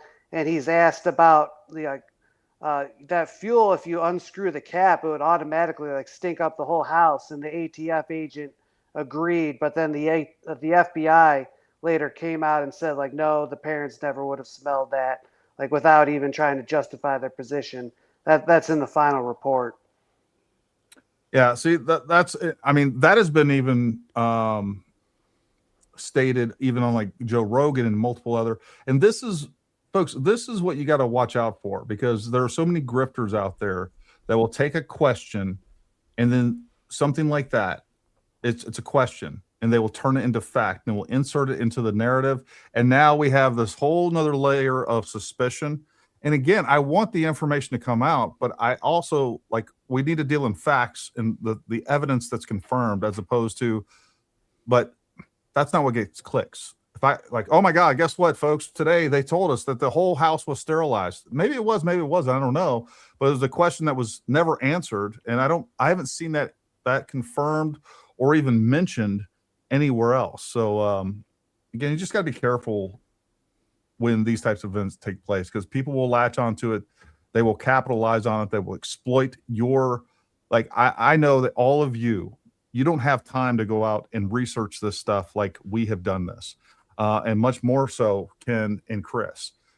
They've been on this since it took place. I've moved on to other things because I just didn't see any other information come out, and I don't have the little FOIA magic that that's not. The fact that a congressman did ask about it is interesting, because that does suggest that he got it from at least some kind of credible source, even if it was second or third hand. But there was a lot of disinformation and false whistleblower leaks, which makes the whole event even more suspicious to me. There was a Secret Service whistleblower who initially said that there weren't local snipers on top of the roof. They were supposed to be on the roof, but it was too hot, so they decided to go inside. And that turned out to be totally BS. But it was an official disclosure, and it's like the feds are running information warfare, either just to cover their ass or for some other more darker reasons. Yeah. Well, it also it reminds me of the governor of Utah that came out and said, hey, he disassembled the rifle. Well, before he actually jumped off the building with Tyler Robinson. And that has been regurgitated and resaid and continue to be pushed over. And I'm always, and this is part of it too. It's again, there's a lot of confusion in these events, and sometimes officials will say dumb things, and you just gotta kind of wait a little bit before people start running with it. But again, I don't know. I agree with what you're saying though, Ken. I think this event was extremely suspicious. The way that it was responded to, it felt like, and it still feels like, that there was always a cover up. I don't know who all was involved. And like you said, I don't know if it's because they're just trying to cover their ass, trying to cover their incompetence, or, something much more nefarious. I couldn't agree more. All right, let's go back to this piece. But he said that he never really indicated that he liked one or the other more than the other one. that his son was always right in arguments. He loved to debate things. He was a history buff. He didn't have any friends. He kept to himself. No girlfriends. Using the description provided by Crooks' father, Allegheny EOD discovered Crooks' vehicle parked along Whitestown Road near the front of the AGR complex at approximately 12:30 a.m. Upon examining the car, the Allegheny EOD identified 2 IEDs in the trunk. They collected samples of the materials used to build the IEDs and destroyed the remaining explosive materials. According to the FBI analysis, the 2 IEDs found in Crooks' car consisted of an ammo box, commercial wireless receiver, electric match, and a rolled cardboard tube inside the ammo box containing an explosive filler and explosive main charge. Each IED also contained a fusing or initiation system. The main explosive charge consisted of ammonium nitrate prills, nitromethane, and smokeless powder. The handheld remote transmitter found on Crooks' body by local law enforcement as they secured his person was active with a 9-volt battery and was set in the off position. The transmitter was capable of activating multiple receivers with a single button when properly paired. The 2 IEDs found in Crooks' vehicle were fully assembled and configured to be remotely detonated through activation by the handheld remote transmitter and had been paired with receivers adhered to the IEDs. The receivers were all in the off position. Each of these would require manually changing the switch to turn on and could not be switched on remotely. The component combination Crooks used was, per an FBI expert, unusual. Crooks' ambitions exceeded his capabilities and had complexities that were not required and had failure points. Per the FBI, anyone within 10 feet of the IEDs, had they been successfully detonated, would have immediately been killed. Maybe pause it there. Yes, I found that interesting too because he's brought them and he's sort of got these remotes, but he hasn't got it turned on. So when he's up on the roof, he couldn't have activated them because on the car, they were turned off, basically, the remote connection. So I'm not sure what the plan was there, what that was all about. Well, yeah, another... Oh, sorry. Ahead. Go ahead, Gary. No, go ahead, Kim. I was just going to talk about the whole timeline of events. It was very bizarre, too, because they find this thing in his pocket that presumably could have been a detonator. For a little while, the top of the building was evacuated, and they search around to see if Crooks had actually planted any bombs. And then later, they searched this van nearby that was reported as a suspicious vehicle. The bomb squad actually searched it, and this is all before they actually go to the house, find materials in Thomas's bedroom, and then after all of that, they searched Thomas's car, which was right there. And the timeline just makes no sense to me. Well, let's talk about, hopefully it doesn't convolute the freaking conversation too much, but somewhere in there we get the narrative of Max Urich that gets thrown into this. And I think that was a product of John Cullen. I'm not 100% sure where that came from. For people that don't know, there was this other person named Max Urich that was tied to different radical groups that people were saying was the actual shooter. And even when they took pictures, when pictures of Thomas Crooks' dead body was actually released, they said, oh, this is actually Urich. When you compare anyone that, I don't know, that isn't prone to conspiracy brain rot, if you actually compare the pictures, it's a dead match for Thomas Crooks, not Max Urich, because of a lot of different facial features and everything else. Ken, do you have any idea where that narrative got inserted into this? I don't know if we ever found Max Urich. Do you know where that went? That whole storyline? The first report I saw about it was actually from Roger Stone, who initially tweeted it out the morning of July 14th, briefly deleted the tweet, but then kind of doubled down. And actually in that, there's still like a Twitter thread of like me, Piper, I think Chris is in it, some people that still discuss Butler. He recently jumped in just a couple days ago and said, I think it was like, he claims that Pennsylvania state law enforcement sources told him that it was Urich, and he still says to this day that it was Urich. And we haven't heard from him. So I do think it was Crooks on the rooftop, but I would like to actually find out what happened to Maxwell Urich, because he's a real person, was a Pittsburgh guy, And it's just bizarre that he got floated so early by somebody major like Roger Stone. So whether it's something we need to get to the bottom of, whether he's involved or not. Well, my suspicion, if you look back at what's taken place before, during, and after Trump's first term, to stop the steal, January 6th, and everything else, I think there's some real good indicators. I am extremely suspicious of Roger Stone. I'm extremely suspicious of his motives, some of the things that he's done and said, where I think he seems to be, I don't know, one minute he's Trump's biggest ally, the next minute he's clearly working against him. But I think he has to do with some of the QAnon, as in the disinformation portion of that. I don't know. I don't trust Roger Stone at all. But I agree with you. I think we need to find out. And it was first said that they had actually traced that van that was basically parked illegally, that one of the residents had towed. Mm-hmm. They traced that van to Maxwell Urich. It had New Mexico plates, if I remember correctly, and he had ties to New Mexico. He also had ties to, I think his father worked in explosives, something along those lines. There was a pretty well-developed narrative that was built around Maxwell Urich. Yeah, like a whole mythology developed. They said Maxwell Urich and his other guy, Kenan Hooper, who were both arrested in 2016 for harassing Trump supporters in Pittsburgh. There was allegations that they were like over with the CIA in Ukraine. That's totally nonsense. And they actually said the van was traced to Arizona. And that one Twitter account, Tony Saruga, said it was like stored in the same container that like Terry Nichols, the Oklahoma City bombing accomplice, once rented out. It's just like so much bull crap was spread.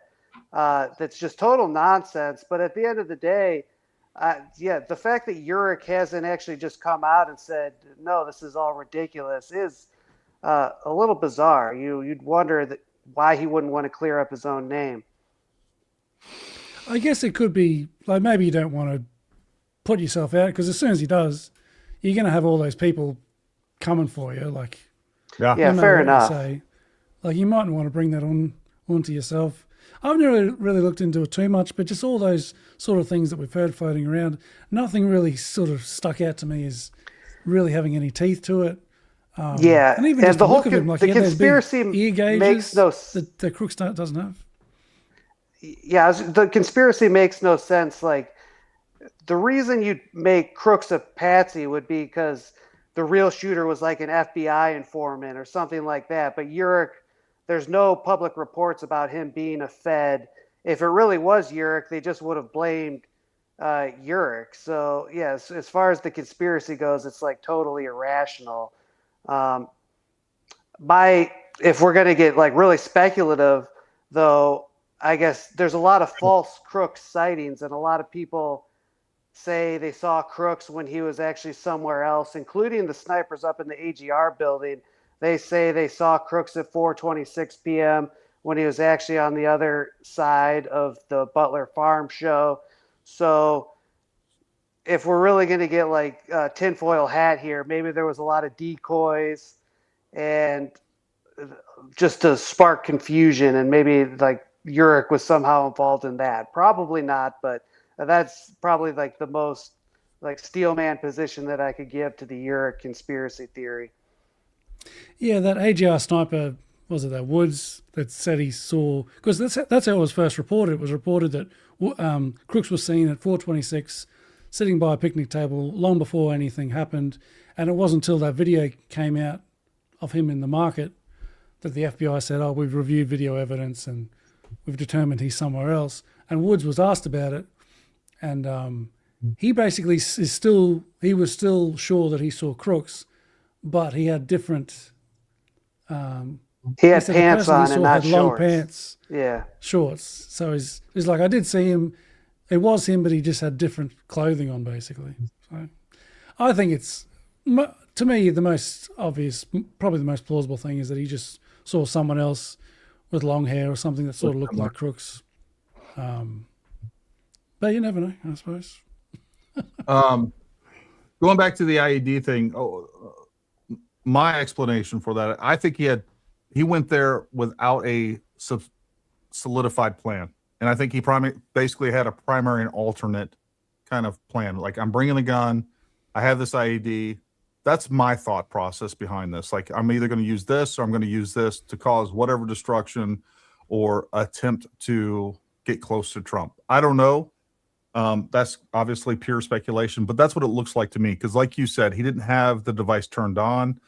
You could say, hey, you know what? He didn't plan on getting shot and actually get down and you know, do whatever he's going to do on top of the roof, then get down and actually execute the IED. But he didn't have the device turned on at the explosives. So that's what makes the most sense to me. He went there without a solidified plan. And yeah, because he did buy a ladder in the morning. So he was maybe entertaining the idea of using a ladder to get up at the AGR. But then I think he scoped out the place in the morning. He decided, actually, no, I don't need the ladder. I can just climb up here, there, and the other. And apparently he dumped the ladder off somewhere else. So there was at least a part of it he was sort of figuring out as he was going along. You can even see him when he's on the ground there. He's kind of looking up. He's looking over at Trump. Clearly he flew the drone, had some sort of idea, but this was kind of an ad hoc planning process. That's the way that I see it. But anyways, you viewers decide what you think is going on there with it. Did you want to jump to that 130 section? That's a section that I think you guys will find interesting with that Zalaponi, with the shot number 9, and the official report's basically saying that he didn't shoot Crooks, but he's pretty sure that he did, and it seems like there's evidence. From what I could gather, I wasn't sure. Like, it looked like he definitely shot the stock, but I'm not sure if he shot the shoulder. Like, to me, he might have hit the stock and it exploded on his neck. Hold on. I'm going to try to find the... I bet I can find the X-rays pretty easily. I do have it in this segment. Oh, you do? Yeah. Okay. I think a big part of this is from Ken with his little autopsy for you. You know? Little autopsy footage. Nichols said, I heard on the radio, shooter on the roof of the AGR building, or something to that effect, because at that point I was like, shit, I'm in the AGR building out at that point. I went back in the first room. So he is in that window, all the way down on the eastern side with a pointed rifle out the window. Yes. Pretty close to where Crooks was in the relative scheme of things. Yeah. Certainly within a shot distance, that would be no problem. Segment. Oh, yeah. Yeah. If only command had notified them about someone on the roof a few minutes earlier. My name is Aaron Zalaponi. I'm the Alpha team leader on the Butler County ESU team. I was positioned right in between the suspect and former President Trump. I fired the 9th shot. Zalaponi can be seen on Lieutenant Pearson's body cam. Pearson ran towards the fence line after hearing Collins mention the gun on the roof over the police radio. Zalaponi, and everyone listening to the ESU channel, heard Lenz relay the message just before shots were fired. Your effort command, you need to deploy to the AGR building. BT has a male on the roof with a long gun. They have made contact with him. This is Zalaponi near the fence line, and this is Crooks on the roof. After the first 3 shots, that's whenever I looked up. I saw the suspect on the rooftop. He began to fire the second volley, and that's whenever I shouldered my weapon, took aim, and engaged my target.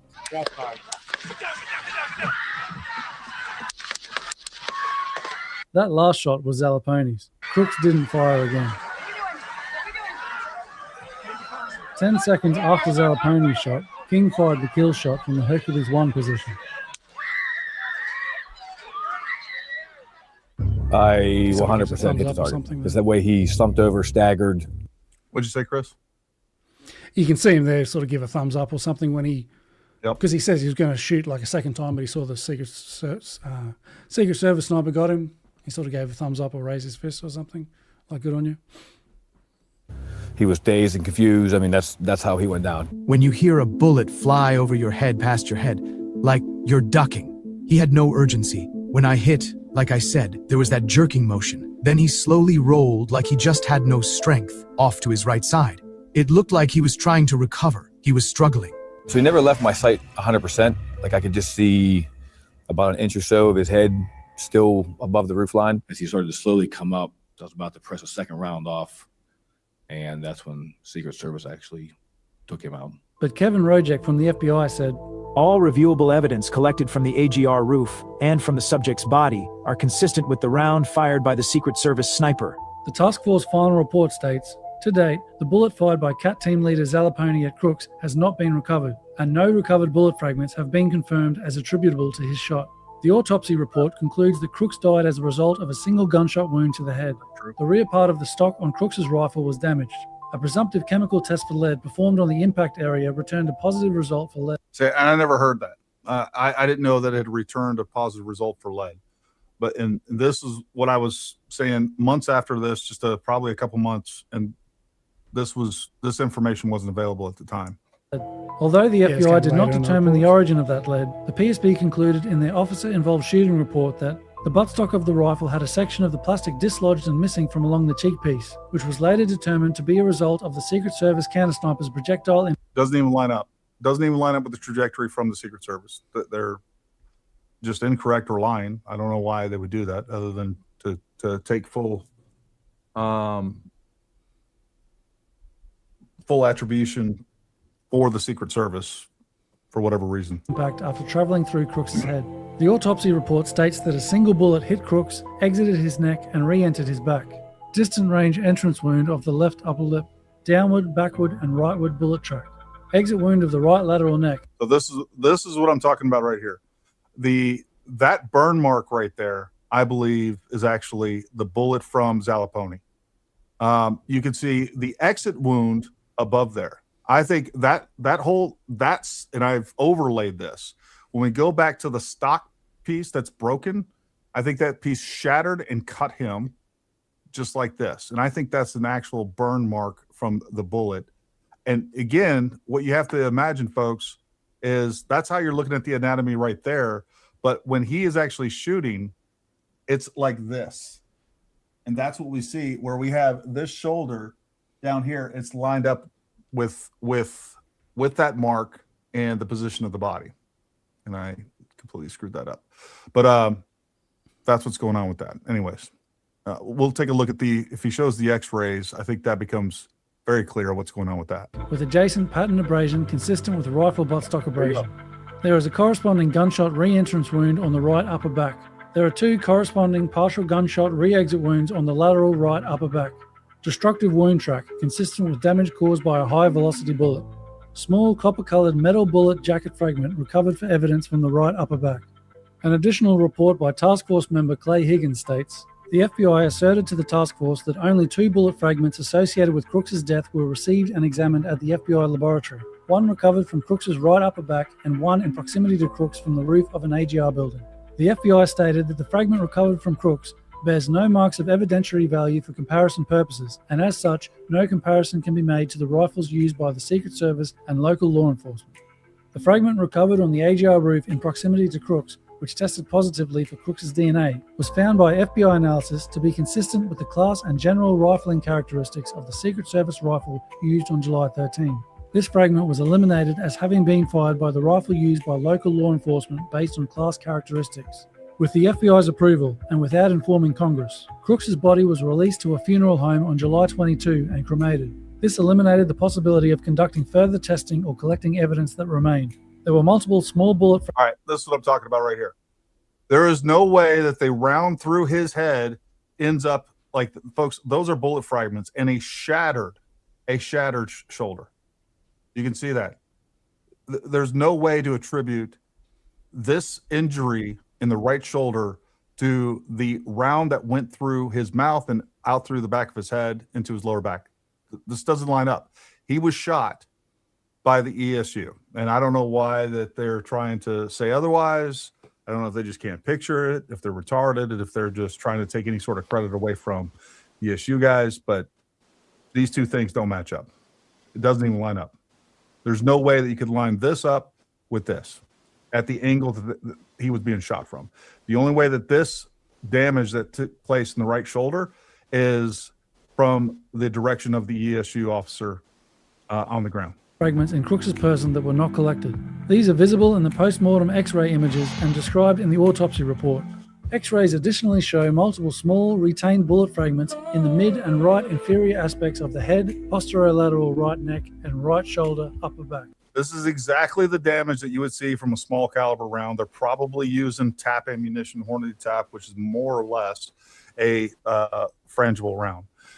This is exactly what you'd see, a very clear wound track that doesn't have as much of these fragments that we see here because of the type of round, and I know the type of round that the Secret Service is actually using. I don't know if that was actually ever released, but I do know that from insider sources. Despite FBI and PSP personnel being present at the autopsy, there was supposedly no deliberation about whether or not to collect the remaining fragments, which were deemed too small to justify recovery. You stated that there was only one bullet wound. I accept that you had only one observable bullet wound. Are you there, doctor? Yes, I am. Thank you very much. Could the injuries on Crooks' shoulders have been caused by a combined impact of Butler County ESU shot number 9 striking somewhere in the vicinity of the buttstock of Crooks' rifle and some fragmenting from that impact? Could the injuries on Crooks' shoulder have been caused by a combination of shot number 9 and shot number 10? Is that possible? No, I don't believe so. You don't believe it's possible. Does that mean it's possible? No, it's not possible. It's not possible. So I respect your testimony, but how would you determine if you removed only one fragment of a bullet? So you don't know where shot number 9 went, did you, doctor? Correct. Okay. So is it not possible? You're saying it's not possible that shot number 9 went all the way through Crooks, and you had no way of knowing that because it was in the same wound that was further affected by shot number 10. You're saying that's not possible? The body, there was no evidence on the body of that occurrence. There you go, sir. That's different than impossible. Listen, thank you all for testifying today. A better question would have been, is it possible that Zalaponi's shot number 9 hit the rifle which caused the abrasion on the neck? As it's only the PSP who specifically claimed it was hit by the Secret Service's shot number 10, and it's not clear how they came to that conclusion. The counter-sniper team leader, who was next to King when he took the kill shot, was asked, "And when shots were fired, you were looking in the direction of AGR with your partner David King, right?" Correct. So I distinctly heard 3 shots, and then I remember King saying, all right. So going back to this, and this really doesn't matter. I mean, I don't know. Somewhere I had a pin of where the ESU guy was. I can't find it. It's sort of, you can sort of see that fence line there. He's sort of close to that. It was like over here, right? Something along those lines. No, on the other side of the, closer to us. Like over here. Somewhere, maybe a little bit closer to the red line, but yeah, somewhere around there in that section. Yeah. Actually, yeah, because that's what I was going to say. Because when I was looking at it, I didn't think the angle was all that different from the Secret Service. Hold on, let me. Do you have? Let me see where in the video we show his location. Because it was closer to the barn than I realized.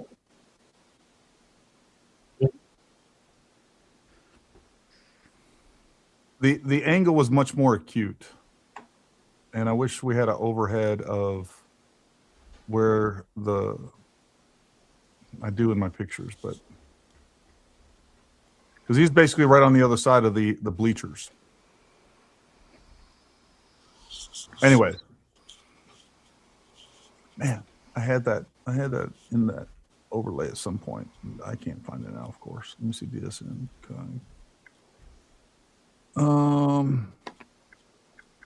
Anyways, regardless, I can guarantee you that was Zalaponi shot in his shoulder. Like there's no way that the trajectory lines up with the Secret Service that also ends up shattering the exterior of his shoulder, and we have an exit wound basically almost center line of his back. Doesn't make sense. Yeah, and without even knowing the trajectories or the ballistics or the caliber of bullets, reason would dictate that Zalaponi's shot had to have hit something because Crooks stopped firing. Yeah. Yeah. And at some point that there was some footage where he looks like he's hit. And Zalaponi even makes a point of that. It's like, I pretty much know I hit this guy. I know what it looks like when I hit somebody.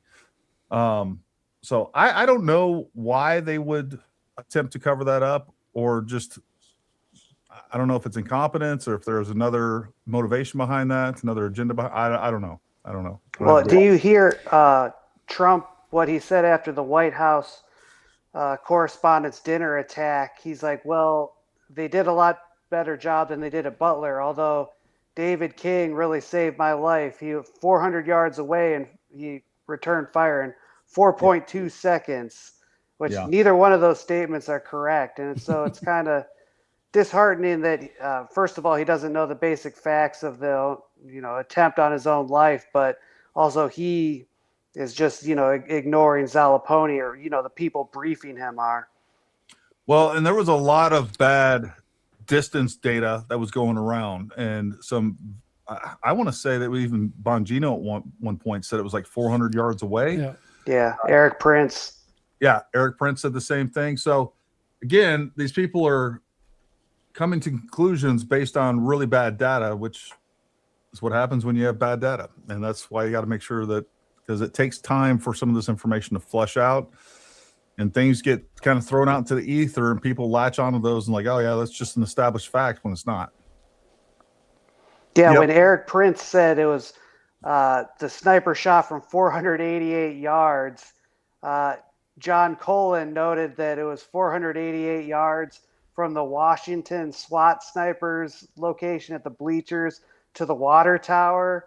So it's like, yeah, this misinformation matters because people take it and spin it into their own theories. So even if you're not doing it on purpose, you got to be careful of what you say, because somebody else is going to take it and be like, oh, well, this is like a coded message, because really they shot the sniper, or they shot the water tower shooter from 488 yards. Like it's crazy.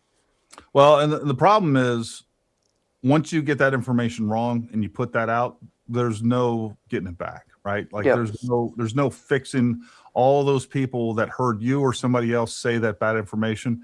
And just whether it's Butler, whether it's some stuff that's been proven completely wrong early on in the Charlie Kirk assassination, we're still seeing those things crop up again and again and again, where people kind of pay attention right when it happens, then they disengage, and then they come back months later and then they throw that out in the ether, and then other people run. Like, it's one wildfire after another of misinformation. So it's always a challenge. Biology Always Wins says, what bugs me is how Crooks' 8th grade picture. It was shocking when you see a picture after the shots. He was over 6 foot tall and looked like a man. What bugs me is they show the Crooks' 8th grade picture. Like, I agree. And that was, let's go back in time here to what was going on. We had the Biden administration in office for a really long time. We had censorship taking place all over social media, by and through the Biden administration, colluding and conspiring with social media and mainstream media. So that was one of the biggest challenges that we had during the Biden administration, is they own the mainstream media narrative. They own the social media narrative. People were getting censored left and right. People were getting kicked off of Twitter. I don't think Elon hadn't bought X at this point. So, like, they controlled the information that was being put out. And we had the left wing immediately saying, this was a right-wing guy. The misinformation that we saw inserted early on was at least partially intentional for political reasons. And we see them do this all the time with these types of events.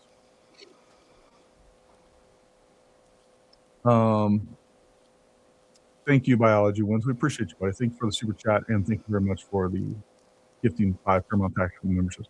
Why would they cremate him if it was an ongoing investigation? Who actually makes the decision? It's just strange that they would do that. There was an answer to that, but I forgot what the answer was. It's not a good one. Yeah, I think the FBI maybe decided they had enough. They didn't need any more for the investigation, and they just decided they didn't need it anymore. Yeah, the parents make the decision to cremate the body, but the question is, why did they release it so quickly?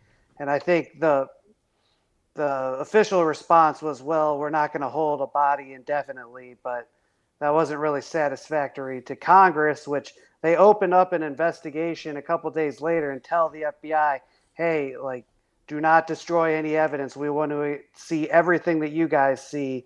And of course, they were just totally ignored. Tell me if I'm remembering incorrectly. I feel like it was actually thrown at the medical examiner, that it came out that the medical examiner himself was the one that determined that he was going to release the body. And I think the FBI said they didn't even know that. I don't know if again, a lot of this stuff is so fuzzy.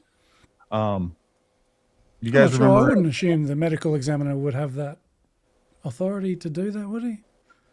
I don't know. Yeah, I don't remember that specific detail. You would presume that he had the FBI's consent. Yep.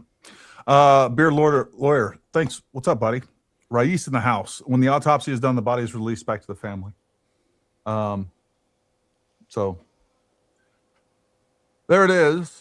And so we'll never know what really happened, where that shot came from. I don't know. That part really piques my interest and gets my suspicious hackles up, to say the least. I don't know why they would do that. Yeah, because it's something that doesn't make sense. If they're lying about it, like, what would be the motive for doing that? It doesn't really make sense. That was just a weird part of the investigation as I was going through. Because it mightn't be really that important at the end of the day, but then why? Yeah, like why would the FBI and the local medical examiner cover for the Secret Service? Yeah. I don't know. Yeah. I don't know. Was there ever a toxicology screen done on him? And if not, why? Yes, there was. And this is the other major, I would argue, blunder by the medical examiner, or something more nefarious, is the fact that he collected 8 specimens from Crooks. If you go to the toxicology report, I don't know if it's in your documentary, Chris, but it's numbered 1 through 8. It's like bile, a couple tubes of blood, eye fluid, and an envelope of hair. And then in the results are also numbered, but they don't have all the results. It's like 1, 2, 4, 5, 7. So the envelope of hair, the bile, and one of the blood tubes of blood were either never tested or they weren't included in the results, which is something that I repeatedly reached out to the guy, and he never answered, like, why he either didn't test this stuff or didn't include it in the report. Are you talking about the medical examiner or the toxicology report? Yeah. Gotcha. Yeah, like the one of like there was a FBI guy, or who was that? Who's the guy that you were talking to? It was the same guy that did the autopsy and says that Zalaponi's bullet didn't hit anything. Yeah.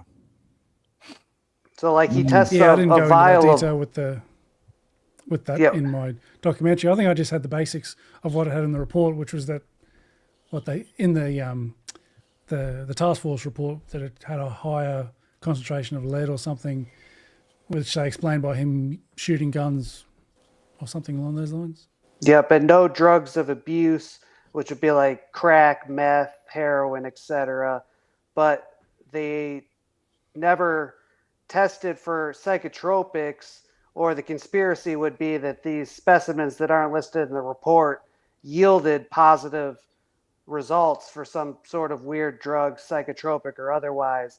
And then he just didn't include them for political reasons. I don't know. That's speculation. Sure. We're dipping our toe into MK Ultra territory. Yeah, that's what I was getting at.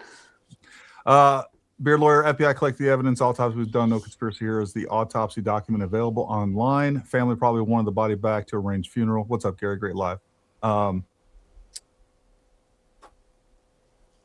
Oh, I think there's a conspiracy, Rais. I think there's a conspiracy. Look, I think out of all of these, like, there's plenty of room for conspiracy, and like we get to these decision points and something weird happens, and the toxicology report is one of those. To me, what I'm seeing in the shoulder there is clearly a smaller caliber fragmentation. That is not a large caliber fragmentation.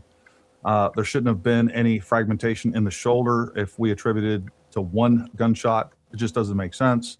Especially, I was just looking at the pictures that I have that are on top of the roof that I got through law enforcement sources that are on the front and the back. Like we see the terminal ballistic trajectory, and it doesn't go into the shoulder, period. So, the ESU officer, Zalaboni, whatever his name is, he shot him. I don't know why they're covering up. Doesn't make sense. Either that medical examiner is incompetent, or there's something, and I mean highly incompetent, like I don't even care. I just see one big hole in his head. I'm not even going to look the rest of the body. Doesn't make sense to me. And I just shared the autopsy and the toxicology report in our studio chat because I saw that one YouTube guy asked, where can we find the report? I gave it to Judicial Watch and they uploaded it. So if you Google like Thomas Crooks autopsy, Ken Silva Judicial Watch, you'll almost certainly be able to find it. Do you have any problem with me just putting it in the main chat? Go for it. Sweet. Look at that. See? Freaking Ken Silva coming through with info for everybody. Hell yeah. And I accidentally reposted to the private chat. There we go. Boom. All right. Now you guys have it. Go nerd it up. I deputize you all freaking investigators. SK Double Dub, another good friend of the show, and we're going to have her on very soon again. I think there are some similarities between Crooks and Ruth. I believe even the same mental hospital, or at least the hospitals, are both in PA and need to find that. Have you heard anything about that, Ken?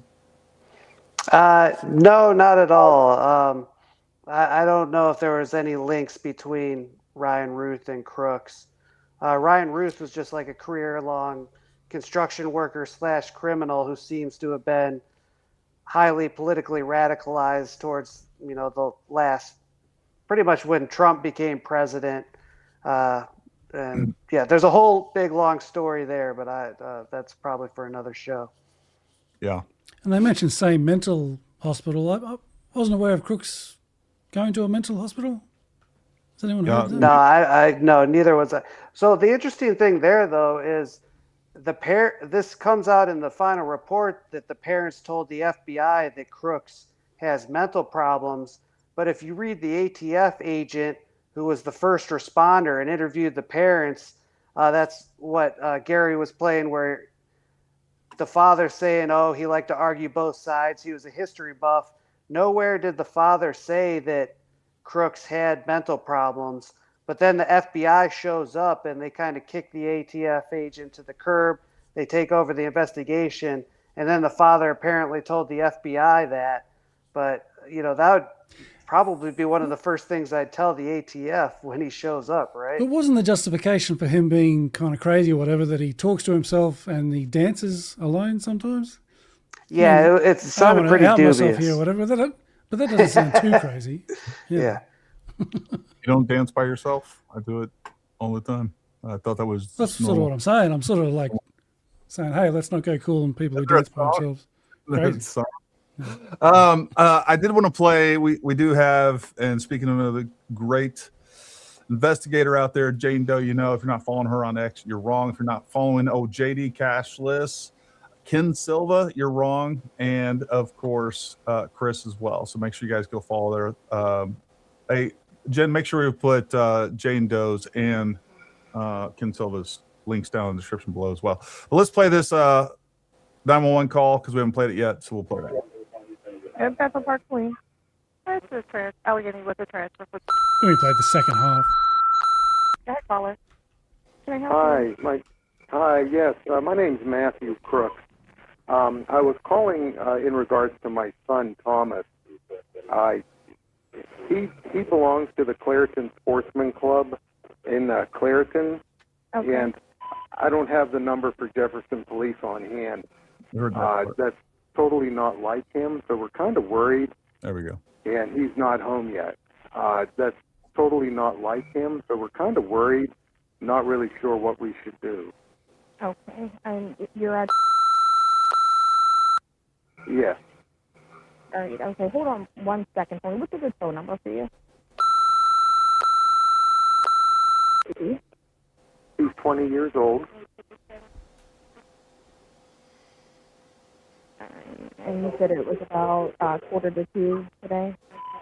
Yeah, about 1:45 this afternoon. Like I said, he belongs to the Clairton Sportsman Club or Gun Club, and he took a rifle of his out there, and it's routine. He always does it, but he's usually back within 2 hours. Okay. And we've been texting him, leaving him messages on his phone. He's not been returning any of our texts or messages, which is totally not like him. And, you know, we're going on 11 o'clock, and he still hasn't come back or contacted us, so we're kind of worried. We don't know if he's been in an accident or if something else happened to him. Okay, I was going to say, just keep your phone handy, and I'll get somebody to come and help you, okay? Okay, thank you so much. I appreciate You're welcome. it. Okay, bye-bye. Bye. Well, I can tell you it was something else. Something else happened to him. So that's where we're at. Chris, I'm sure you reveal a lot more details and things like that in the rest of your documentary. Anything else that you guys want to add to anything that we covered? Because that was a good recap at a minimum for sure. I do have maybe one more clip. It's sort of a summary. Yes, hang on. It's in the studio chat. That's the basically the summary of my main video. It sort of sums up the day, so it might be a good way to round out this little stream. It's been good. It's been good to come on and talk about it because I've sort of been working on it. It's a little bit lonely sometimes, just reading through all these little documents by yourself and editing and doing all this kind of stuff. So it's good to come on and on your little show, your little YouTube channel. Yeah. I'm an obscure YouTuber, very obscure.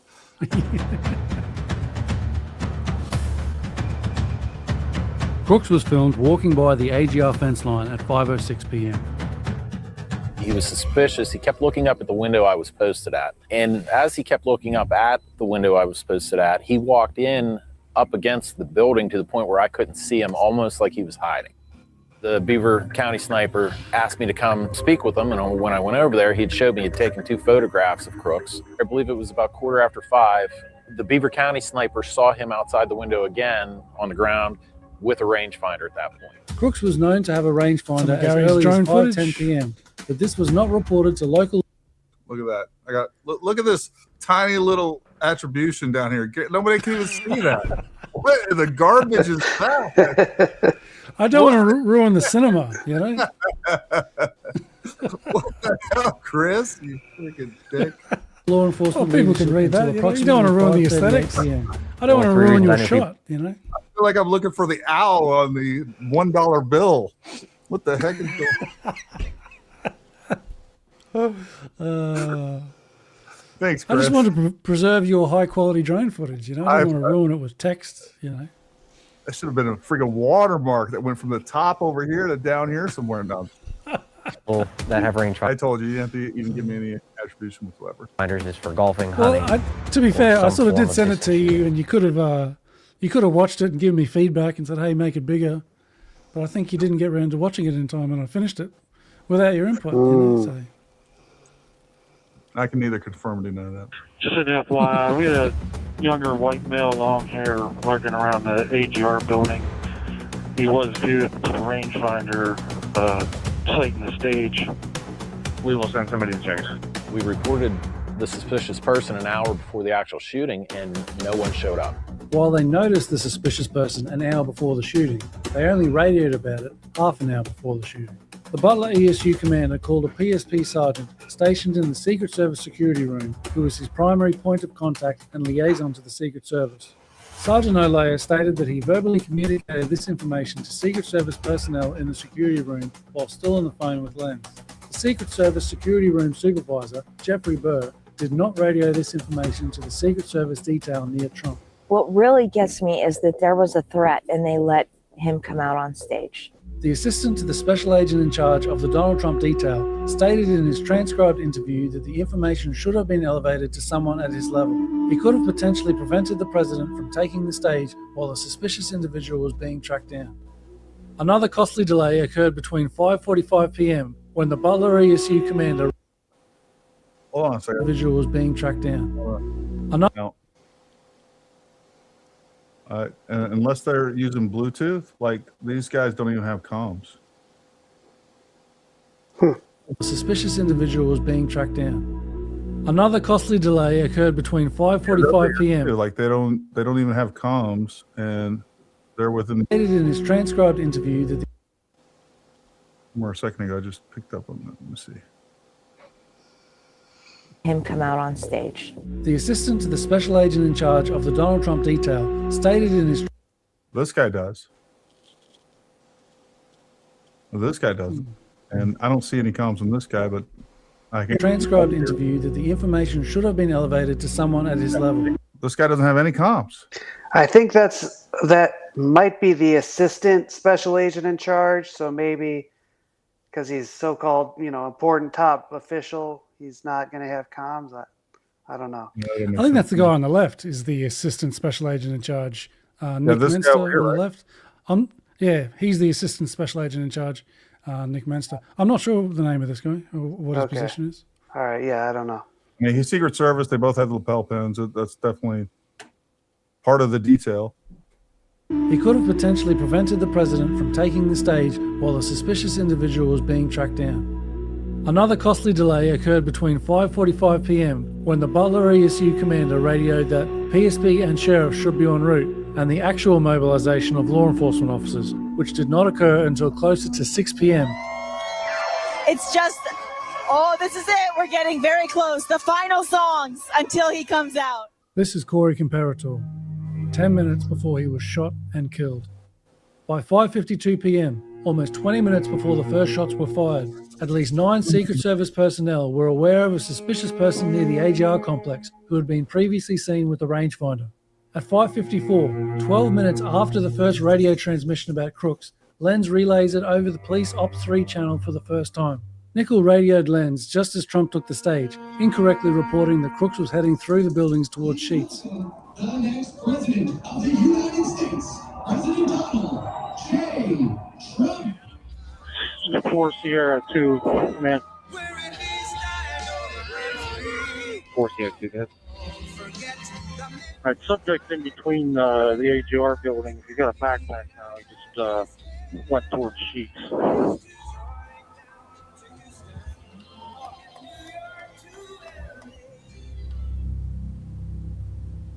Footage obtained from a local business also shows Crooks climbed to the roof via air conditioning units in an alcove of the building in the AGR complex at approximately 6:05 p.m. He then moved southward across the connected AGR building's roofs with the backpack. They should have a fairly good perimeter. If you get another visual, let me know. Someone's on the roof. Butler ESU Commander Lenz called PSP Sergeant Olea to notify him that the suspicious person they had been looking for was on the AGR roof. Lenz did not relay the roof information to the snipers nearby in the building, even though he had been communicating with Nickel back and forth since the first transmission of the rangefinder until a minute before learning someone was on the roof. I have someone on the roof with white shorts. See that dude running? Can we bring him up for a couple of minutes later? All right, you get ready.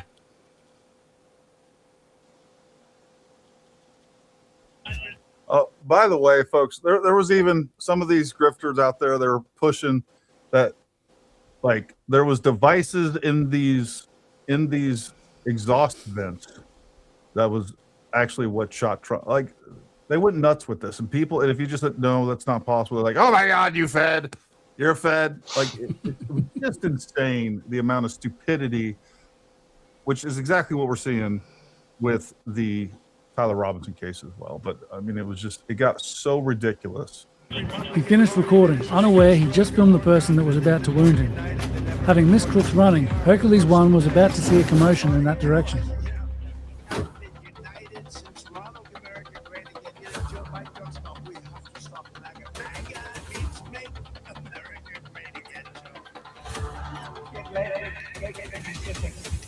Yeah, someone's on top of the roof. Look. There he is right there.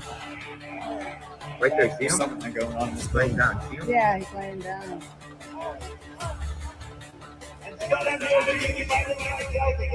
What's happening? Oh my God. There's somebody in this building. Yeah, look. There he is. Officer. He's on. I saw him.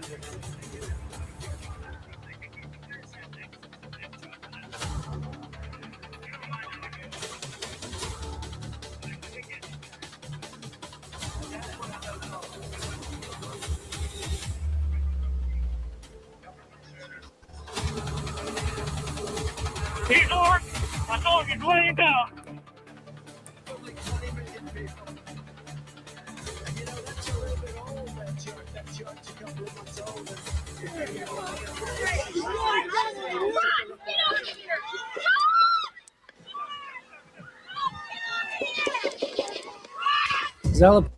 That was all staged, folks.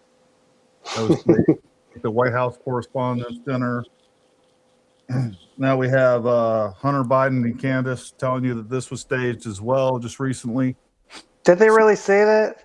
I'm 90% certain. Somebody double check me on that. I'm pretty sure that they alluded to the fact that the Butler, Pennsylvania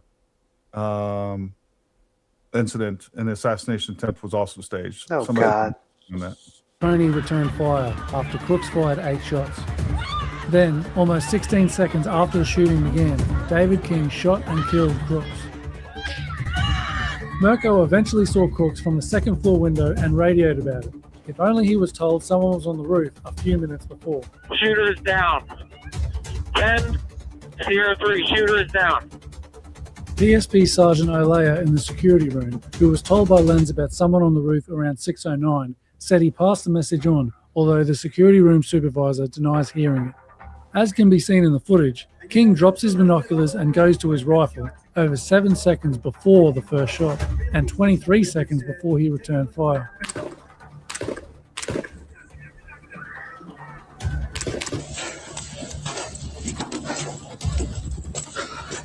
looks very similar to like a garage door opener. It's got numbers 1 through 12 on it. It had a 9-1. Yep, let me know. Upon examining the car, the Allegheny EOD identified 2 IEDs in the trunk. Shells over here, both sides.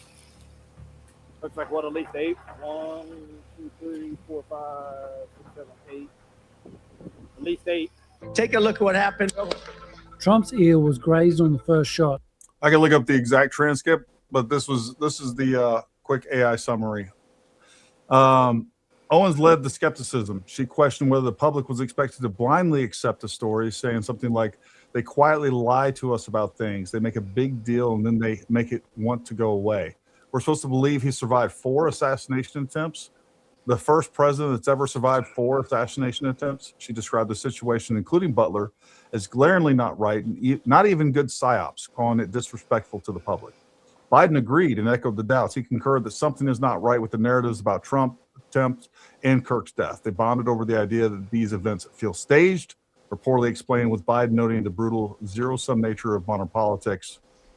I can look up the exact transcripts, but I did watch part of that, and that was one of the pieces that I caught. But I need to do a full breakdown of that interview. Yeah, I remember Candace Owens, initially she shared the video of the camera swinging around in between the volleys to say that, oh, those are 2 different gunshots. 3 and 5. But I mean, this segment that's just about to play now, this is a pretty good, because I basically line up all the shots and you see how Trump, Corey Comparator, and the 2 other victims on the other side, they all line up pretty much in a straight line. And then I've got a little bit of basic audio analysis where I sort of line up multiple recordings to sort of sync them, to compensate for the different placement and stuff. And it just sort of demonstrates that each shot came from the same spot. Because if if the gunshots come from elsewhere, then it takes a different amount of time to get to the camera, to the microphones, so you can sort of see that they go out of sync, like you can when it comes to shot number 9 and shot number 10. So I think just in this little 1-minute segment that's about to come up, this is a pretty good little basic way to sort of show that, look, this was Crooks firing 8 shots. Interesting. Railing on the south bleachers. David Dutch was wounded on the second shot. James Copenhaver was wounded twice during the second volley. Corey Comparator was shot and killed on the 6th shot. You can see his hat go flying. If we line up the first gunshot from these 2 videos, we can see that the next 7 shots stay in alignment because the time it takes to reach each microphone remains consistent, as all 8 shots came from the same location.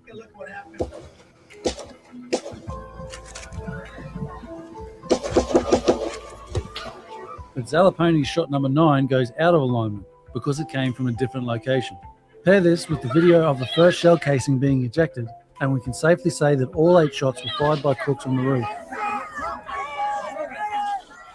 Which, by the way, folks, I think I interviewed 3 people that were right there by the AGR building on camera, and Dave off camera. I feel like there was another one I talked to off camera that was new there, but I don't know. But I had 3 people, eyewitnesses on camera. You can go back and watch those interviews. And they all said, look, we heard the shots come from that location. And again, as soon as you get these eyewitnesses on here, even though you got 3 different people that are essentially, they don't know each other, come on and give the exact same story, like people went nuts. They were like, oh, these people are plants, they're government this, or government, like they have to undermine their credibility every single time, just like with the different eyewitnesses that I've had on camera with Tyler Robinson. Even though their stories align almost exactly, there's some variance there. But the one thing that every single eyewitness that I've interviewed, both on and off camera, I've interviewed now over a dozen people. And I think I have 3 or 4 on camera regarding the Charlie Kirk assassination.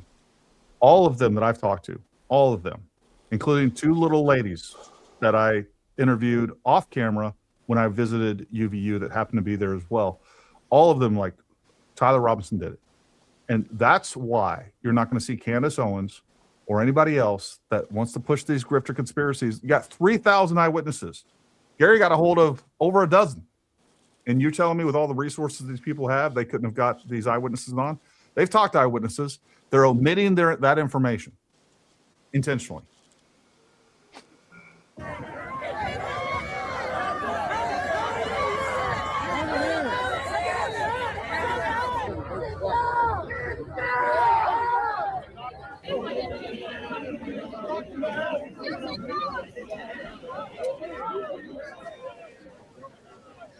Corey Comparator was a incredible husband and father, a devout Christian, a veteran, and a proud former fire chief. At this time, it is 6/11, 12 weeks to the minute that the shooting began. I would like to ask everyone to This was his second rally. I was there. join me in a moment of silence.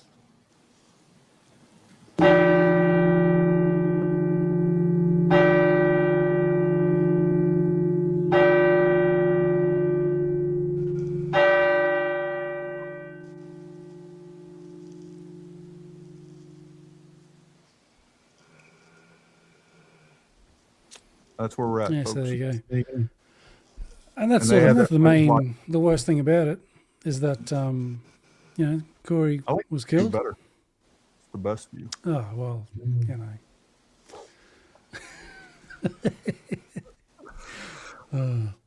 Great work, gentlemen. Yeah, I don't know why. Go ahead, Chris. I don't know why I'm so blurry all the time. That's unfortunate, but hopefully my my insight's made up for the lack of visual quality and all that kind of stuff. Yeah, no, you did good work. Ken, you got any kind of final words for the audience out there? Just that if people are interested in learning even more about this, along with Chris's documentary, I just published a book about it. The Trump assassination plots, what the investigations missed and why it matters. Available on Amazon now. Gary, I think I owe you a signed copy. Sure. I'm actually getting a big box of authors' copies are due any day on my doorstep. So happy to send you one as soon as they arrive. Love it. Yeah, let's get you back on and we can talk about Butler some more, and maybe we get into some other. There's lots going on. We got lots to talk about. Yeah, for sure. No shortage of things to discuss and to analyze this for sure. Man, I appreciate what both of you guys do. You guys are out there telling the truth. You guys are committed to bringing people facts. And I'm telling you folks, if you're not following Ken on X and his other platforms, we'll get all his social media down in the description below. So people that watch this in the future can just click on that. So make sure you guys go follow them, support these people.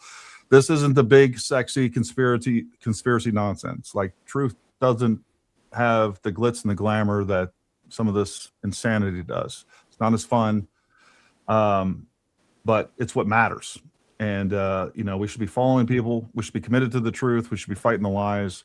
And we should be following and supporting the people that are bringing us the truth. And that's why these other these people that do not deserve to be famous, the people that do not deserve to be famous are rich and famous because they're telling you stories. They're telling you fiction, and they know it.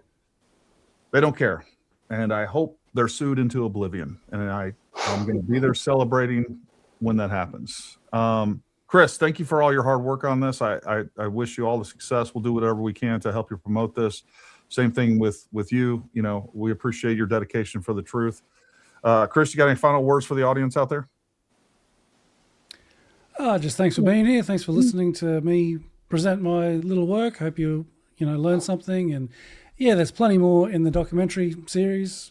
I think there's some links in the description, but if you search Watchdog Media on YouTube, you can see the whole series. It's like a 3-part series, which covers a lot more of the minutiae of everything.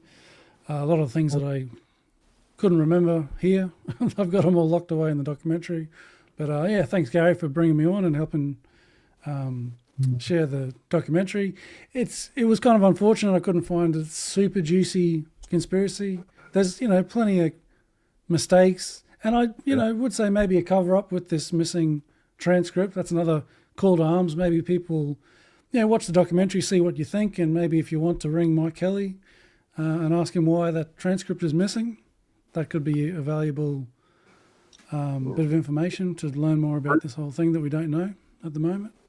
Remind me to do that. I will definitely do that. I'll probably forget by tomorrow, but remind me to do that, and we'll at least try. I mean, the only thing they can do is say no. Real quick. All right. So we covered all the factual stuff. We threw a little bit of some editorial things in there and our own speculation. Full speculation time. I just want to hear what you guys' thoughts are. Ken, what if you were just go full speculation? Do you think there is a conspiracy? If it is it just to cover up? Going full tinfoil hat. What do you think could be underlying all of this information? Full tinfoil hat, I think there could have been like an MK Ultra angle for sure with Crooks. At the very least, he had to have been on federal law enforcement's radar in some capacity due to the openly violent rhetoric that we've seen him, with his YouTube comments. And I think, maybe there were others involved, like decoy Crookses. That's again, that you won't find that stuff in my book because I'm just presenting the facts. But if we're going very speculative, that's what I think. What was the screen name of the character that he was talking to online? Willie Tepes, who turns out to be an actual neo-Nazi who is part of some Norwegian neo-Nazi group who's blacklisted on the State Department as a terrorist organization. So can you share my screen, Gary? No. So I keep going. Yeah, his conversation with Tepes was from 2020 when he was 16. So the significance of it is unclear, but I mean, they're openly discussing assassinating political officials, and then, he does that 4 years later. So, what's the point of living in a police state if they can't even stop this kind of stuff? Well, they're more worried about political dissidents than terror. Do you think that there's any ties? Now, somebody just recently contacted me on X that said they had more information around Willie Tepes, and I haven't had a chance to follow that up yet. Do you think there's any tie to 09A 764, those types of organizations?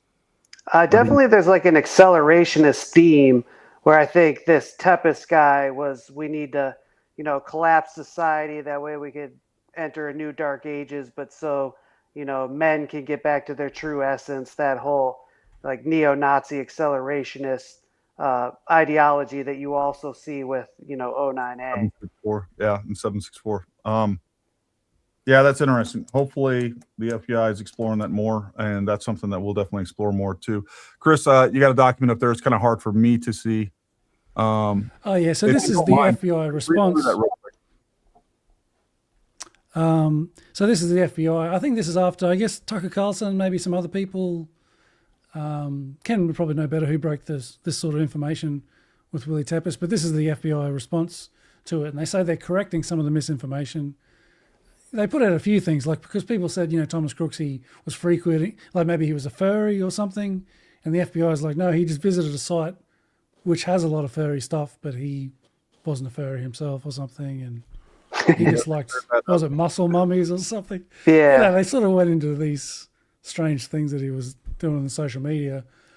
And here they're sort of, saying they're correcting false reporting. And they sort of say, the FBI investigation revealed no direct communication between an individual named Willie Tepes and Crooks. And then they show some of it. Then they say Willie Tepes replied to Thomas Crooks, and they've got these YouTube comments down here.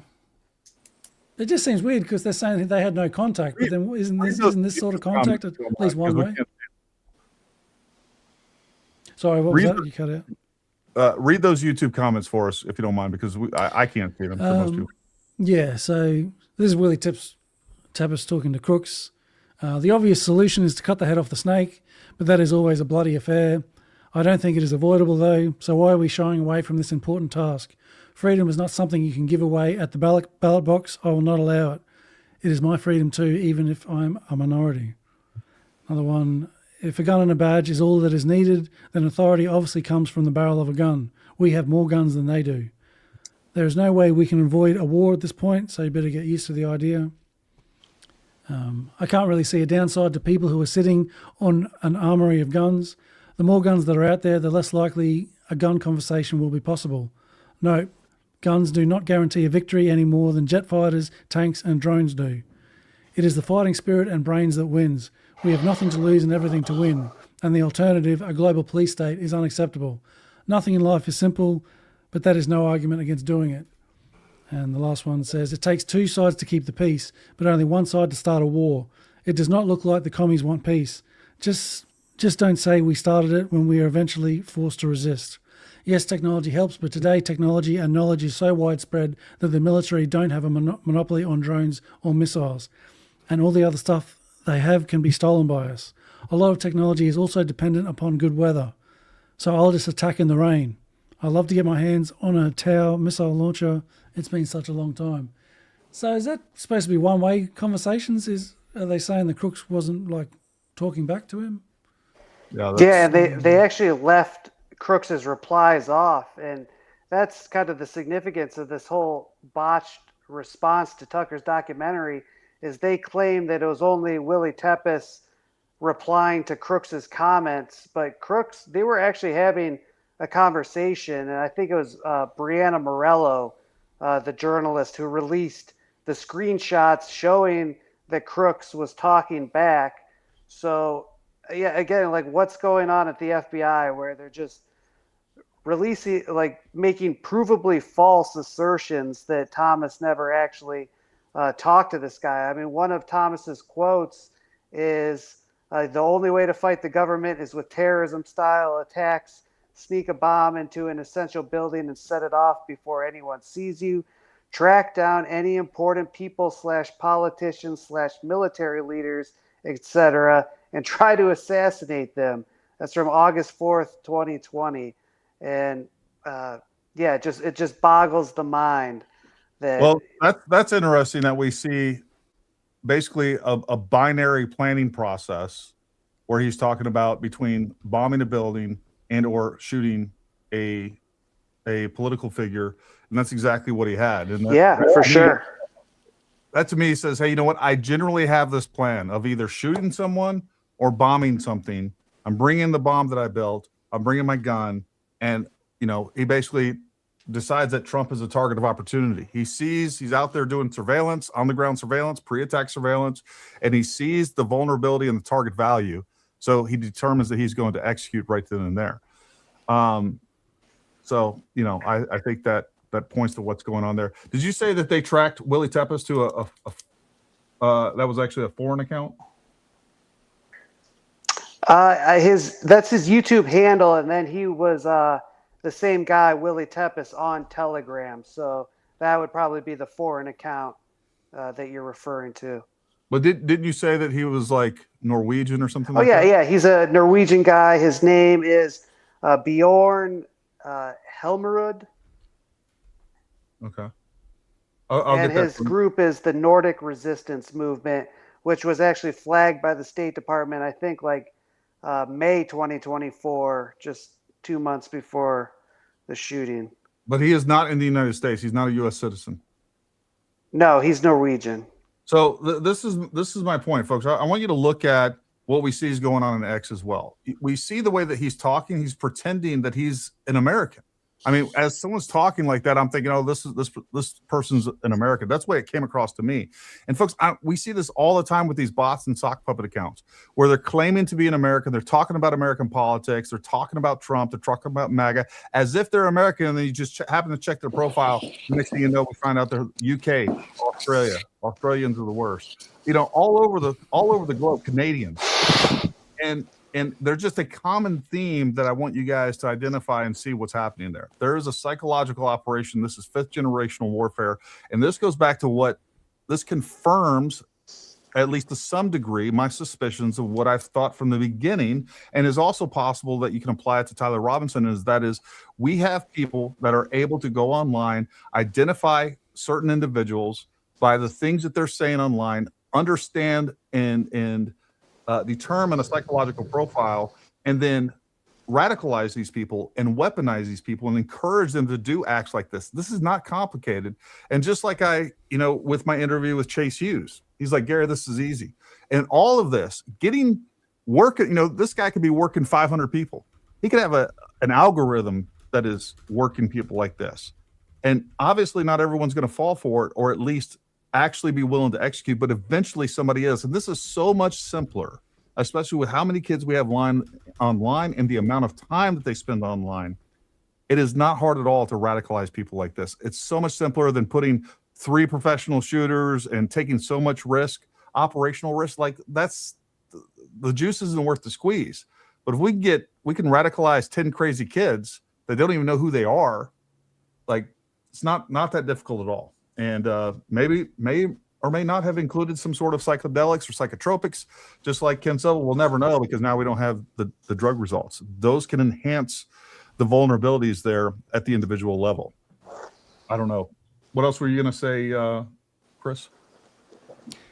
Yeah, I think Ken mentioned, they should have been watching Crooks because he said there's violent sort of stuff. Here's some on the screen at the moment. So originally he was sort of pro-Trump and then he shifted to be anti-Trump later on.